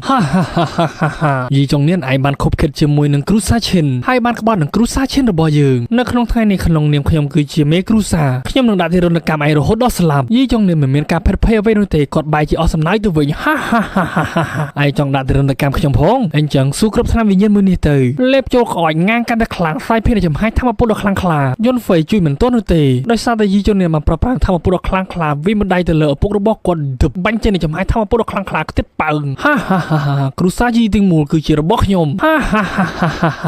អេដមីនឈឺកមែនទែនហើយដោយសារតែគាត់សើចច្រើនដងពេកដោយពេលនោះអំណាចធម្មពលវិញ្ញាណបាសីដ៏ធំសម្បើមរបស់យីធីនពីងគាត់ក៏បានបង្ហាញឡើងអមជាមួយនឹងសំឡេងវាមិនអាចទៅរួចនោះទេសម្រុកចូលទៅវាប្រហាសងវិញធឹមយីចុងនាងក៏បានហក់មកខាងក្រោយបន្តិចធ្វើឲ្យគាត់ក៏បានភ្ញាក់ផ្អើលកម្រិតអាណាចក្រផែនដីដំណាក់កាលកំពូលតើវាអាចទៅរួចដោយរបៀបណាយីធីនពីងក៏បានផ្ទុះនៅកម្រិតធម្មពលរបស់គាត់ប៊ឹមបញ្ជាក់ទៅយីចុងនាងឲ្យបានដឹងកាន់តែច្បាស់យន្តហ្វៃក៏បានប្រាប់សំណាងល្អហើយដែលខ្ញុំបានចំណាយនៅក្របថ្នាំវិញ្ញាណកម្រិតទី3បានសម្រេចដែលធ្វើឲ្យឪពុករបស់ខ្ញុំបានទម្លុះកម្រិតបានសម្រេចដោយយីចុងនាងក៏បានស្ទុះចូលទៅវាប្រហាយន្តហ្វៃបន្លាស់ទីយ៉ាងលឿនកិច្ចពីក្រោយញ៉ាំដៃរបស់គាត់ខឹងយ៉ាងខ្លាំងស្រែកបំផ្ទុះនៅចំហាយធម្មពលម្ដងទៀតស្ទុះចូលយ៉ាងលឿនវាជាច្រើនដៃយន្តហ្វៃនៅតែបន្តកិច្ចទប់រងលេងឆ្វេងស្ដាំដាក់គុំមួយដៃវិញដឹបប៉ើងក្តាប់ដៃយ៉ាងណែនពោពេញទៅលើចំហាយធម្មពលដល់ចូលសាជាថ្មីយន្តហ្វៃក៏បានទប់រងដឹមខ្ទាត់ប៉ើងមកវិញទីចេញនៅចំហាយធម្មពលវិញ្ញាណសត្វក្អែកចូលមកវាប្រហាដែលធ្វើឲ្យយន្តហ្វៃក៏បានប្រើប្រាស់ធម្មពលវិញ្ញាណបាក់សីរបស់គេឡើងមកជាមួយនឹងបច្ចេកទេសមិនជន់លេបប្រលឹងលន់សូទៅជ្រួយថែមមួយទៀតដឹបយីចុងនាងលន់ជង្គង់ក្រឹបក្អកឈាមចេញពីមាត់ឆ្វាច់ពុកបច្ចេកទេសរបស់ពុកដែលបានមករៀនខ្ញុំពិតជាអស្ចារ្យមែនយីចុងនាងគាត់មិនទាន់ស្លាប់នោះទេឈាមហូរតាមមាត់ច្រមុះនឹងភ្នែកចំណាយថ្ងាសឡើងប្រហោងក្រលូលូត្រកូលគ្រូសាយីរបស់ពួកឯងជំពាក់បំណុលយើងច្រើនខ្លាំងណាស់ខ្ញុំបានធ្វើអាជីវកម្មជាច្រើននឹងជួយសង្គ្រោះត្រកូលរបស់ពួកឯងដើម្បីបន្តទៅខាងមុខអាចយកឈ្នះនឹងការប្រកួតប្រជែងអណ្ដូងខាងវិញ្ញាណប៉ុន្តែលទ្ធផលចុងក្រោយពួកឯងបានសងមកយើងវិញបែបនេះហើយមានតែខ្ញុំម្នាក់គត់ដែលអាចជួយសង្គ្រោះនិងស្រោចស្រង់ត្រកូលគ្រូសាយីបានដាច់ខ្យល់ប៉ាត់ស្លាប់លុនជង្គង់តែម្ដងពេលនោះក៏មានបរោម្នាក់ក៏បានមករាយការណ៍លោកម្ចាស់មានដំណឹងអាក្រក់ក្រឡេកមកហាមបញ្ចាំគ្រូសាយីដែលយើងក៏បានឃើញមនុស្សមួយក្រុមប្រដាប់ដោយដំបងនៅក្នុងដៃសម្រុកចូលទៅវាទៅលើមនុស្សដែលនៅខាងក្នុងយ៉ាងដំណំតែរបស់មួយនេះមែនទេជំនួយឲ្យការមិនសមបំណុលនៅខាងក្រៅក៏មានមនុស្សមួយក្រុមទៀតកំពុងតែវាយទៅលើមនុស្សនៃគ្រូសាយីប្រសិនបើមិនសងប្រាក់មកលោកម្ចាស់របស់ខ្ញុំនោះទេខ្ញុំច្បាស់ជាដុតហាងរបស់លោកម្ចាស់ឯងចោលជាមិនខានបរោម្នាក់នោះក៏បានតបមកវិញលោកម្ចាស់របស់ខ្ញុំច្បាស់ជារកវិធីសងប្រាក់ទៅលោកម្ចាស់របស់ឯងជាមិនខានគាត់មិនព្រមឲ្យហាងរបស់គាត់ដួលរលំនោះទេពិតជារឿងគួរឲ្យអស់សំណាញ់ខ្លាំងណាស់ពេលនោះយន្តហ្វៃនឹងឪពុករបស់គាត់ក៏មកដល់តើពូនេះកំពុងតែធ្វើអ្វីដែលធ្វើឲ្យបរោប្រមាណនេះនោះក៏បានធ្វើការគោរពលោកម្ចាស់ល្អហើយដែលពួកឯងនឹងចាំថាខ្ញុំគឺជាមេគ្រូសាយីវាហាក់បីដូចជាយីចុងនាងបានខົບខិតជាមួយនឹងពួកឯងតាំងពីយូរយ៉ាងណាមកហើយដើម្បីដំណើរការគ្រប់គ្រងគ្រូសាយីរបស់ខ្ញុំបរោប្រមាណនេះនោះក៏បានដោះសារលោកម្ចាស់ពួកយើងមកទីនេះដើម្បីប្រមូលបំណុលតែប៉ុណ្ណោះត្រូវឲ្យលោកម្ចាស់គ្រូសាយីគឺជាគ្រូសាមួយក្នុងចំណោមគ្រូសាធំៗទាំង4នៅក្នុងក្រុងយៀនយូប្រកាសណាស់ថា មេគ្រូសាយីនឹងមានបដិសេធជាមួយនឹងបំណុលទាំងអស់នេះនោះទេយីធានពីងនៅតែសង្កត់ធ្ងន់បំណុលទាំងអស់នេះច្បាស់ជាផែនការរបស់យីចុងញៀនជាមិនខានពេលនោះហាបីដូចជាមានបរិះម្នាក់មានអំណាចគូសមលោកម្ចាស់យីហាបីដូចជាលោកយុទ្ធខុសហើយដែលធ្វើឲ្យពួកនេះរាល់គ្នានៅទីនោះក៏បានធ្វើការគោរពព្រះអង្គម្ចាស់ដែលគាត់គឺជាចៅហ្វាយក្រុងនៅទីនេះឈ្មោះថាគង់រ៉េនខ្ញុំបានយល់គ្រប់យ៉ាងយីចុងញៀនគឺជាសមាជិកម្នាក់នៃគ្រូសាយីរបស់លោកដូច្នេះជាធម្មតាគឺជាគ្រូសាយីអ្នកទទួលខុសត្រូវឬមួយក៏លោកម្ចាស់យីចង់បដិសេធយុនហ្វៃក៏បានតបជំនួសប្រកបណាស់ច្បាស់ជាគ្រូសាយីសងបំណុលជំនួសហើយពេលនោះពុករបស់គាត់ក៏បានទាញដៃយកមកវិញយុនហ្វៃពេលនេះគ្រូសាយីរបស់យើងកំពុងតែធ្លាក់ចុះប្រសិនបើពួកយើងសងបំណុលពួកគេដោយការលៀបបងនៅហាងមួយនេះត្រកូលគ្រូសារបស់យើងច្បាស់ជាត្រូវវិនិច្ឆ័យជាមិនខានព្រះម្ចាស់គង់រ៉េនក៏បានចូលមកកាក់ចង្វាក់តើនេះមែនទេគឺជាយុនហ្វៃហាក់បីដូចជាក្លាហានគ្រាន់បើប៉ុន្តែខ្ញុំបានស៊ើបអង្កេតរួចរាល់ហើយកិច្ចសន្យាបំណុលបញ្ចាំនឹងផុតកំណត់នៅក្នុងថ្ងៃនេះប្រសិនបើគ្រូសាយីមិនសងនោះទេដោយពេលនោះយើងក៏បានឃើញស្អាតឈូឈូបានដើរកាច់រៀងចូលមកយុនហ្វៃខ្ញុំមកយឺតហើយមែនទេបានមិនយឺតពេលនោះទេទាន់ពេលល្មមខ្ញុំសៀវឈូឈូម្ចាស់ហាងអសតឈៀងស៊ីងហ្វឹងសូមស្វាគមន៍អ្នករាល់គ្នាព្រះអង្គម្ចាស់ក៏បាននិយាយតើអ្នកនាងមកទីនេះដើម្បីអ្វីដែរឈូឈូក៏បានខិតចូលចាប់ដៃរបស់យុនហ្វៃខ្ញុំមកទីនេះដើម្បីស្នើសុំកិច្ចសហការជាមួយនឹងគ្រូសាយីដោយសារតែខ្ញុំជាមួយនឹងយុនហ្វៃបានឈានដល់កិច្ចព្រមព្រៀងជាមួយនឹងគ្នារួចរាល់ហើយចាប់ពីពេលនេះទៅពួកយើងនឹងធ្វើចំនួនជាមួយនឹងគ្នាពួកចំនួនធ្វើទៅប៉ុន្តែដៃរបស់ចែកចែងឡើងរវាមតែម្ដងខ្ញុំមកថ្ងៃនេះដើម្បីប្រគល់នៅប្រាក់ចំនួន 10000 កាក់មាសដែលធ្វើនេះរកគ្នាក៏មានការភ្ញាក់ផ្អើលផងដែរស្របពេលដែលសម្លេងបរិះម្នាក់ក៏បានស្រែកបន្លឺឡើងកញ្ញាឈូស៊ីងលូមកពីគ្រូសាស៊ូបានមកដល់ទីនេះហើយសម្លឹងទៅបដូរទឹកមុខតែម្ដងជាមួយនឹងការភ្នែកកំពុងតែប្រច័ណ្ឌដែលធ្វើឲ្យយុនហ្វៃប្រញាប់ដកដៃចេញពីចែឈូឈូស្ទោះចូលមកឈីងលូហើយអ្វីបានជាអ្នកមកទីនេះខ្ញុំបានប្រាប់បងរួចហើយខ្ញុំនឹងជួយបងឲ្យអស់ពីសមត្ថភាពប៉ុន្តែហាក់បីដូចជាមាននរណាម្នាក់ផ្សេងទៀតបានមកជួយមុនពេលនេះខ្ញុំបានយកប្រាក់ចំនួន 20000 កាក់មាសដើម្បីជួយដោះស្រាយបញ្ហារបស់បងដែលធ្វើឲ្យនាងរកគ្នារត់ទៅភ្ញាក់ផ្អើលទៀតហើយពេលនោះចែឈូឈូក៏បានស្ទោះចូលទៅចាប់ដៃរបស់យុនហ្វៃមើលទៅនាងគឺជាកូនស្រីរបស់គ្រូសាស៊ូដែលគឺជាគ្រូសាធំមួយក្នុងចំណោមគ្រូសាធំទាំង4ឈីងលូក៏បានតបទៅវិញដូច្នេះបងគឺជាសៀវឈូម្ចាស់ហាងអសតឈីងស៊ីងហ្វឹងរីករាយដែលបានជួបបងស្រីដែលធ្វើឲ្យចែឈូឈូឡើងភ្ញាក់ផ្អើលតែម្ដងបងភ្លេចធំបងស្រីត្រូវឲ្យបងស្រីឈូឈូគឺចាស់ជាងខ្ញុំហើយថែមទាំងពេលនេះបងបានរាប់អានយុនហ្វៃជាប្អូនប្រុសដូច្នេះហើយបានជាខ្ញុំមិនហ៊ានឆ្លើយនោះទេហៅបងថាជាបងស្រីយុនហ្វៃតើខ្ញុំនិយាយត្រូវទេមិនដឹងតបអ្វីនោះទេបានត្រឹមអើចែឈូឈូក៏បាននិយាយវាជាការពិតប៉ុន្តែខ្ញុំគិតថាអ្វីដែលយុនហ្វៃត្រូវការបំផុតពេលនេះគឺមនុស្សដូចជាខ្ញុំដែលអាចសហការជាមួយនឹងគ្នាបានយូរអង្វែងយុនហ្វៃតើលោកគិតដូចខ្ញុំដែរទេយុនហ្វៃពេលនេះងាកទៅឆ្វេងងាកទៅស្ដាំទៅខាងណាក៏សុទ្ធតែសាច់ដោយសារតែពេលនេះពួកនាងទាំងពីរគឺជាជំនួយដ៏ល្អបំផុតសម្រាប់គាត់ក្នុងចិត្តក៏បានគិតថាខ្ញុំមិនដែលជួបប្រទះទេបញ្ហាដ៏លំបាកបែបនេះដែលធ្វើឲ្យ admin ក៏មានចិត្តចង់ជួបប្រទះរឿងបែបនេះដែរព្រោះថាពេលនេះស្រីស្អាតទាំងពីរទានដៃរបស់យុនហ្វៃចុះឡើងពេលនោះយីធានពីងក៏បានក្រហែបន្តិចដែរនៅតែពួកនាងមិនព្រមស្ដាប់បន្ទាប់មកក៏បានបែរមកនិយាយកាន់ជាមួយនឹងម្ចាស់បំណុលសូមចូលទៅក្នុងគ្រួសារយីដើម្បីដោះស្រាយបំណុលព្រះអង្គម្ចាស់តើមានអ្វីជំទាស់ដែរទេអញបំរុងនឹងនិយាយពេលនោះកែភ្នែកទាំងពីរគូរបស់ស្រីស្អាតទាំងពីរក៏បានសម្លឹងមកដែលធ្វើឲ្យគាត់មិនហ៊ាននោះទេយុនហ្វៃបន្ទាប់ពីឃើញស្ថានភាពកាន់តែរឹតបន្តឹងក៏បាននិយាយថានាងឈូឈូចូលត្រឡប់ទៅវិមានរបស់នាងវិញសិនទៅបន្ទាប់ពីខ្ញុំដោះស្រាយកិច្ចការរួចរាល់ខ្ញុំនឹងតាមទៅព្យាបាលជំងឺឲ្យនាងពេលនោះឈីលូក៏បាននិយាយខ្ញុំនឹងទៅជាមួយនឹងបងតើនាងទៅធ្វើអ្វីខ្ញុំទៅដើរលេងគ្មានជំរឿពុកគេទាំង3នាក់ក៏បានទៅជាមួយនឹងគ្នាពុកជួយខ្ញុំផងដែលធ្វើឲ្យអ្នកបម្រើរបស់គាត់ក៏បានសរសើរអ្នកប្រពៃអស្ចារ្យមែន idol របស់ខ្ញុំយីធានពីងក៏បាននិយាយបរោះពេទ្យត្រូវតែឈរលើភាពស្មោះត្រង់តើមនុស្សម្នាក់អាចរស់នៅដោយពឹងផ្អែកទៅលើស្ត្រីដោយរបៀបណាយុនហ្វៃហើយយុនហ្វៃលោកម្ចាស់តើលោកម្ចាស់មិនពេញចិត្តជាមួយនឹងអ្នកប្រុសមែនទេយុនហ្វៃគុំប្រុសដែលមិនចេះគោរពឪពុកមាននៅគំនិតដ៏អស្ចារ្យបែបនេះហើយអ្វីបានជាមានប្រាប់ពុកជាមុនក្រឡេកមកសាលទួយនៃគ្រូសាយីដែលឪពុកកូនទាំងពីរនេះកំពុងតែពិភាក្សាគ្នាយុនហ្វៃតើកូននឹងពិផែនការរបស់យីចូលនានជាមុនយ៉ាងម៉េចមិនឆេះនឹងកំហឹងឡើងមកទីតុកបណ្ដៃផ្សាយភារចំហាយធម្មពលជាមួយនឹងក្បាច់កូនយុទ្ធសាស្ត្ររបស់គាត់លើកមេដៃមួយឲ្យទៅយុនហ្វៃណាពេលនោះយុនហ្វៃក៏បានបញ្ចេញនៅក្បាច់លើកមេដៃ5ឲ្យទៅវិញហាក់បីដូចជាពួកគាត់បញ្ចេញនៅក្បាច់ប្រចាំត្រកូលបញ្ចេញនៅក្បាច់សងគ្នាទៅវិញទៅមកគ្មានអ្នកណាចាងអ្នកណានោះទេដែលពេលនោះធ្វើឲ្យគាត់បានធូរទ្រូងបន្តិចកូនស្ទើរតែ20ពុកឲ្យស្លាប់ទៅហើយពុកគិតថាកូនត្រូវបានវិញ្ញាណដ៏អាក្រក់ចូលសន្ធិដ្ឋប៉ុន្តែទោះជាយ៉ាងណាក៏ដោយមធ្យោបាយដែលកូនបានប្រើគឺល្អបំផុតដែលធ្វើឲ្យយុនហ្វៃក៏បានធូរទ្រូងដូចគ្នាសំណាងល្អហើយដែលខ្ញុំបាននៅចាំយុទ្ធសាស្ត្រដែលគាត់ធ្លាប់បានរៀនជាច្រើនឆ្នាំបើមិនដូច្នោះទេខ្ញុំខ្លាចថាខ្ញុំនឹងត្រូវស្លាប់ដោយសារបាត់ដៃរបស់គាត់នៅក្នុងថ្ងៃនេះជាមិនខានត្រូវឲ្យកូនប្រុសយើងត្រូវតែរៀបចំខ្លួនសម្រាប់ការប្រកួតនៃអណ្ដូងខាងវិញ្ញាណចិត្តបានមកដល់ហើយដូច្នេះយើងត្រូវតែកត់សម្គាល់ទៅលើគូប្រកួតឲ្យបានច្បាស់ភ្ញាក់ផ្អើលបន្តិចស្ទុះចូលទៅមើលតាមបង្អួចបានឃើញនឹងចំហាយធម្មពលដ៏ខ្លាំងក្លាមួយបានបាញ់ឡើងទៅលើលំហអំណាចនៃធម្មពលនេះបានចេញពីទិសដៅនៃគ្រូសាឈិនដែលពេលនេះវាបានបាញ់ចេញពីបន្ទប់សម្ងាត់នៃគ្រូសាឈិនដោយសារតែអំណាចនៃធម្មពលរបស់បរិមម្នាក់កំពុងតែអង្គុយវឹកហាត់អមជាមួយនឹងមនុស្ស3-4នាក់ទៀតគាត់ក៏បានប្រឹងវិញមួយទំហឹងស្រែកមួយវាផ្ទុះទាំងធ្វើមនុស្ស3-4នាក់ដែលនៅជុំវិញគាត់បានខ្ទេចប៉ាផ្កាប់មុខស្ដោកអបអរសាទរអ្នកប្រុសវ័យក្មេងដែលបានដាននៅរូបរាងកាយនៃឋានសួគ៌បានសម្រេចងើបឡើងញញឹមបន្តិចបញ្ចេញនូវចំហាយធម្មពលពេញបាតដៃរាងកាយវិញ្ញាណស៊ូគីមិនចម្លែកនោះទេដែលវាមានឥទ្ធិពលដ៏ខ្លាំងក្លាបែបនេះស្រូបទាញយកនៅកូនចៅរបស់គាត់ចូលមកក្នុងដៃទាញចេញទៅវិញបន្តិចប៉ើងបុកនឹងរីជើងដឹបស្ដោកស្រូបយកនៅធម្មពលនឹងរាងកាយរបស់អបិម្នាក់នោះខ្ទេចដែលធ្វើឲ្យបរិមម្នាក់ដែលឈរមើលនៅក្បែរនឹងបានសប្បាយចិត្តសាយយ៉ាងខ្លាំងហាព្រះជាម្ចាស់ពិតជាប្រទានពរដល់គ្រូសាឈិនរបស់យើងមែនបរិមម្នាក់នោះក៏បានហៅថា ពុកយុនហ្វៃវាគ្មានអ្វីទាំងអស់ប៉ុន្តែក្រឡេកមកមើលខ្ញុំវិញមាននៅអំណាចធម៌ពលដ៏អស្ចារ្យចំណែកយុនហ្វៃក៏បានដឹងពេលនេះគ្រូសាឈិនបានវឹកហាត់សម្រេចនៅរូបរាងកាយវិញ្ញាណនៃឋានស៊ូដែលធ្វើឲ្យពុករបស់គាត់ក៏បានភ្ញាក់ផ្អើលថាយ៉ាងម៉េចរាងកាយវិញ្ញាណស៊ូគៀវាគឺជារាងកាយវិញ្ញាណដាំដុះដ៏កម្របំផុតគេច្បាស់ជាយកឈ្នះកូននៅក្នុងការប្រកួតជាមិនខានយុនហ្វៃក៏បានប្រាប់ពុកកុំបារម្ភអីដោយសារតែគាត់មានវិធីសាស្ត្រវឹកហាត់នៅក្នុងពិភពលោកខាងក្នុងរបស់គាត់ជាមួយនឹងគម្ពីរក្បាច់គុណព្រះអាទិត្យទាំង9ដែលពេលនេះអធិរាជយីកំពុងតែសម្លឹងទៅគម្ពីរប្រកក្រហមមួយដែលកំពុងតែអណ្ដែតឡើងបច្ចេកទេសបន្សាបរាងកាយលាយឈាមជាមួយនឹងបិសាចឋានស៊ូទាញវាដាក់ចូលទៅក្នុងស្មារតីវិញ្ញាណបាក់ភ្នែកឡើងមកវិញខ្ញុំត្រូវការឈាមបិសាចនិងផ្កាយព្រាសទាំង7ដែលអាចទៅរកបាននៅក្នុងព្រៃធានហាយភ្ញាក់ព្រឹកតែម្ដងដែលពេលនេះយុនហ្វៃកំពុងតែនៅក្នុងបន្ទប់របស់សៀវអឺដើម្បីមើលពីអាការៈរបួសរបស់នាងខាត់ចូលបន្តិចសៀវអឺតែមានអារម្មណ៍ថាស៊ូស្រាលហើយមែនទេសៀវអឺបន្ទាប់ពីឃើញយុនហ្វៃនាងក៏បានសប្បាយចិត្តប្រញាប់ងើបឡើងយុនហ្វៃក៏បានស៊ូសៀវអឺតែចង់វឹកហាត់នៅធម្មពលក្បាច់គុណដែរទេនាងក៏បានតបមកវិញថាវឹកហាត់ដាំដុះនៅធម្មពលវិញ្ញាណមានគោលបំណងអ្វីយុនហ្វៃក៏បានងើបឡើងបន្តិចប្រាប់ថាគឺដើម្បីការពារខ្លួនឯងនឹងហើយរួមទាំងគ្រូសាមិត្តភ័ក្តិនិងមនុស្សជុំវិញខ្លួនទៀតផងលើពីនេះដើម្បីស្វែងរកយុទ្ធធម៌និងជួយអ្នកទន់ខ្សោយសៀវអឺក៏បានតបវឹកហាត់ជាមួយនឹងលោកគ្រូមែនទេត្រូវហើយធ្វើនាងក៏បានសប្បាយចិត្តដូច្នេះនៅពេលដែលខ្ញុំបានវឹកហាត់នៅក្បែរលោកគ្រូជារៀងរហូតយុនហ្វៃក៏បានអង្អែលក្បាលរបស់នាងបន្តិចមិនអីនោះទេពេលនេះខ្ញុំមានកម្រងទៅព្រៃធានហាយតើចង់ទៅជាមួយនឹងខ្ញុំឬទេដោយពេលនោះឈូមូក៏បានចូលមកលើកនៅជ្រូកខ្វៃដ៏ធំមួយយុនហ្វៃតើបងឯងនឹងខ្ញុំទៅផងបានដែរឬទេបានមិនអីនោះទេខ្ញុំនឹងមកនេះដែរហើយស្គាល់ពីបច្ចេកទេសខ្លះៗនឹងការដាំដុះផ្សេងៗទម្លាក់ជ្រូកខ្វៃលើតុដឹបសប្បាយចិត្តយ៉ាងខ្លាំងពិតជាអស្ចារ្យមែនសៀវអឺមិនចាំបាច់បារម្ភទេខ្ញុំនឹងការពារនាងសៀវអឺក៏បានតបឈើខ្ញុំមិនត្រូវការពាររបស់អ្នកនោះទេដូច្នេះពេលនេះប្រកូលនៅជើងជ្រូកឲ្យខ្ញុំហូបសិនមកបើមិនដូច្នោះទេខ្ញុំនឹងមិនដោះលែងបងឡើយនេះទាំង3បានជជែកគ្នាលេងយ៉ាងសប្បាយមិនលឺសំឡេងមកដល់ខាងក្រៅ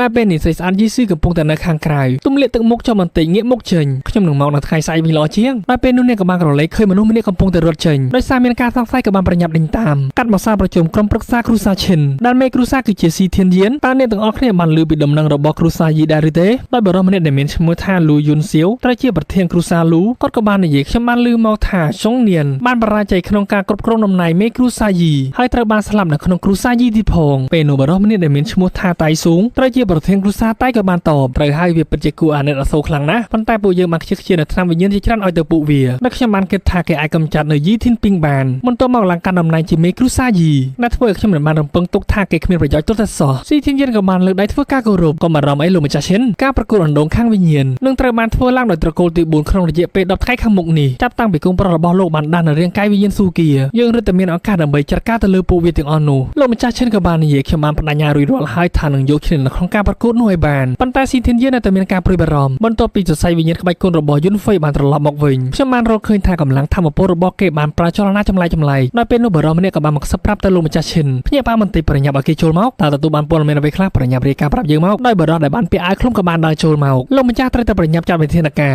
ក្រឡេកមកមើលកញ្ញាយីស៊ឺវិញដែលពេលនាងបានបន្លាស់ទីចូលមកដល់គ្រូសាឈិនឡើងនៅលើដំបូលផ្ទះបើកនៅក្បឿងសុំឡើងមើលនឹងលោកស្ដាប់នៃការពិភាក្សារបស់ពួកព្រឹទ្ធាចារ្យធំៗទាំងអស់នោះតើបរិសម្នាក់នោះគឺជាអ្នកណាដោយបរិសពាក់អាវឃ្លុំម្នាក់នោះក៏បានបន្តរៀបរាប់ប្រាប់ត្រូវហើយពេលនេះយុនហ្វៃកំពុងតែធ្វើដំណើរចូលទៅព្រៃធានហាយបន្ទាប់ពីស្ដាប់ឮបែបនោះលោកម្ចាស់ឈិនក៏បានសប្បាយចិត្តយ៉ាងខ្លាំង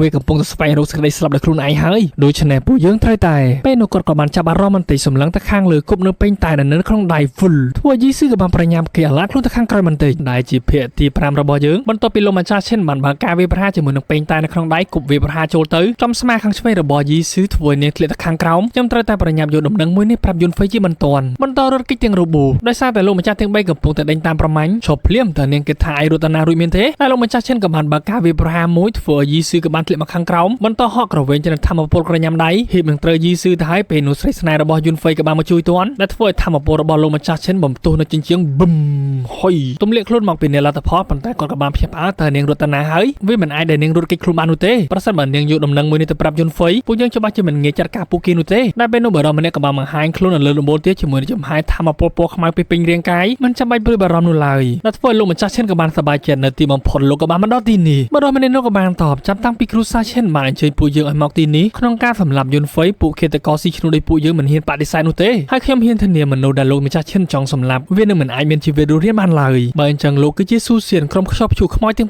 6ក្រឡេកមកក្រាស់ទាំង2របស់យុនហ្វៃដែលនាងក៏បានមកពូននៅជ្រុងម្ខាងនៃគ្រូសាឈិនឈិងលូក៏បានស៊ូនៅនាងស៊ឺតារបួសយ៉ាងម៉េចទៅហើយហើយអ្វីបានជាលោកម្ចាស់ទាំង3នាក់តាមប្រមាញ់នាងយីស៊ឺនាងក៏បានប្រាមានជនក្បត់នៅក្នុងគ្រូសាយីដែលវាបានខົບខិតជាមួយនឹងគ្រូសាឈិនខ្ញុំបានតាមដានគេមកដល់ទីនេះហើយក៏ត្រូវគ្រូសាឈិនចាប់បាននៅចៃដន្យដែលធ្វើឲ្យឈិងលូក៏មានការព្រួយបារម្ភពីយុនហ្វៃកញ្ញាយីស៊ឺក៏បានប្រាប់បន្ថែមទៀតពេលនេះយុនហ្វៃនិងអ្នកដទៃទៀតកំពុងតែធ្វើដំណើរទៅក្នុងព្រៃធានស៊ូដូច្នេះខ្ញុំត្រូវតែប្រញាប់ប្រាប់ដំណឹងអាក្រក់មួយនេះទៅគាត់ស្ទុះវឹងឌូព្រុសឈិងលូក៏បានគ្រាកុំ ខត់ខ្ញុំអីខ្ញុំគ្មានពេលទីនោះទេអរគុណអ្នកនាងស៊ូដែលបានជួយសង្គ្រោះខ្ញុំប្រញាប់រត់ចាក់ចេញទៅទាំងរបួសស្របពេលនោះលោកយាយឡុងក៏បានមកខនអ្នកនាងមិនចាំបាច់ប្រកែកនោះទេអ្នកនាងគួរតែយល់ហើយកាន់តែនៅក្បែរយន្តហ្វេអ្នកនាងរត់តែមានគ្រោះថ្នាក់ប៉ុន្តែលោកយាយខ្ញុំសូមសន្យានេះគឺជាលើកចុងក្រោយហើយអ្នកធ្វើលោកយាយឡុងខត់មិនបាននោះទេកាន់មកក្នុងព្រៃដែលក្រុមរបស់យន្តហ្វេកំពុងតែធ្វើដំណើរតាមរថតែសេះឈូមូក៏បានអង្គុយមើលសៀវអឺកំពុងតែវឹកហាត់ក្បាច់គុណរបស់នាងអ្នកធ្វើឲ្យគាត់ក៏បានអស់សំណើចហ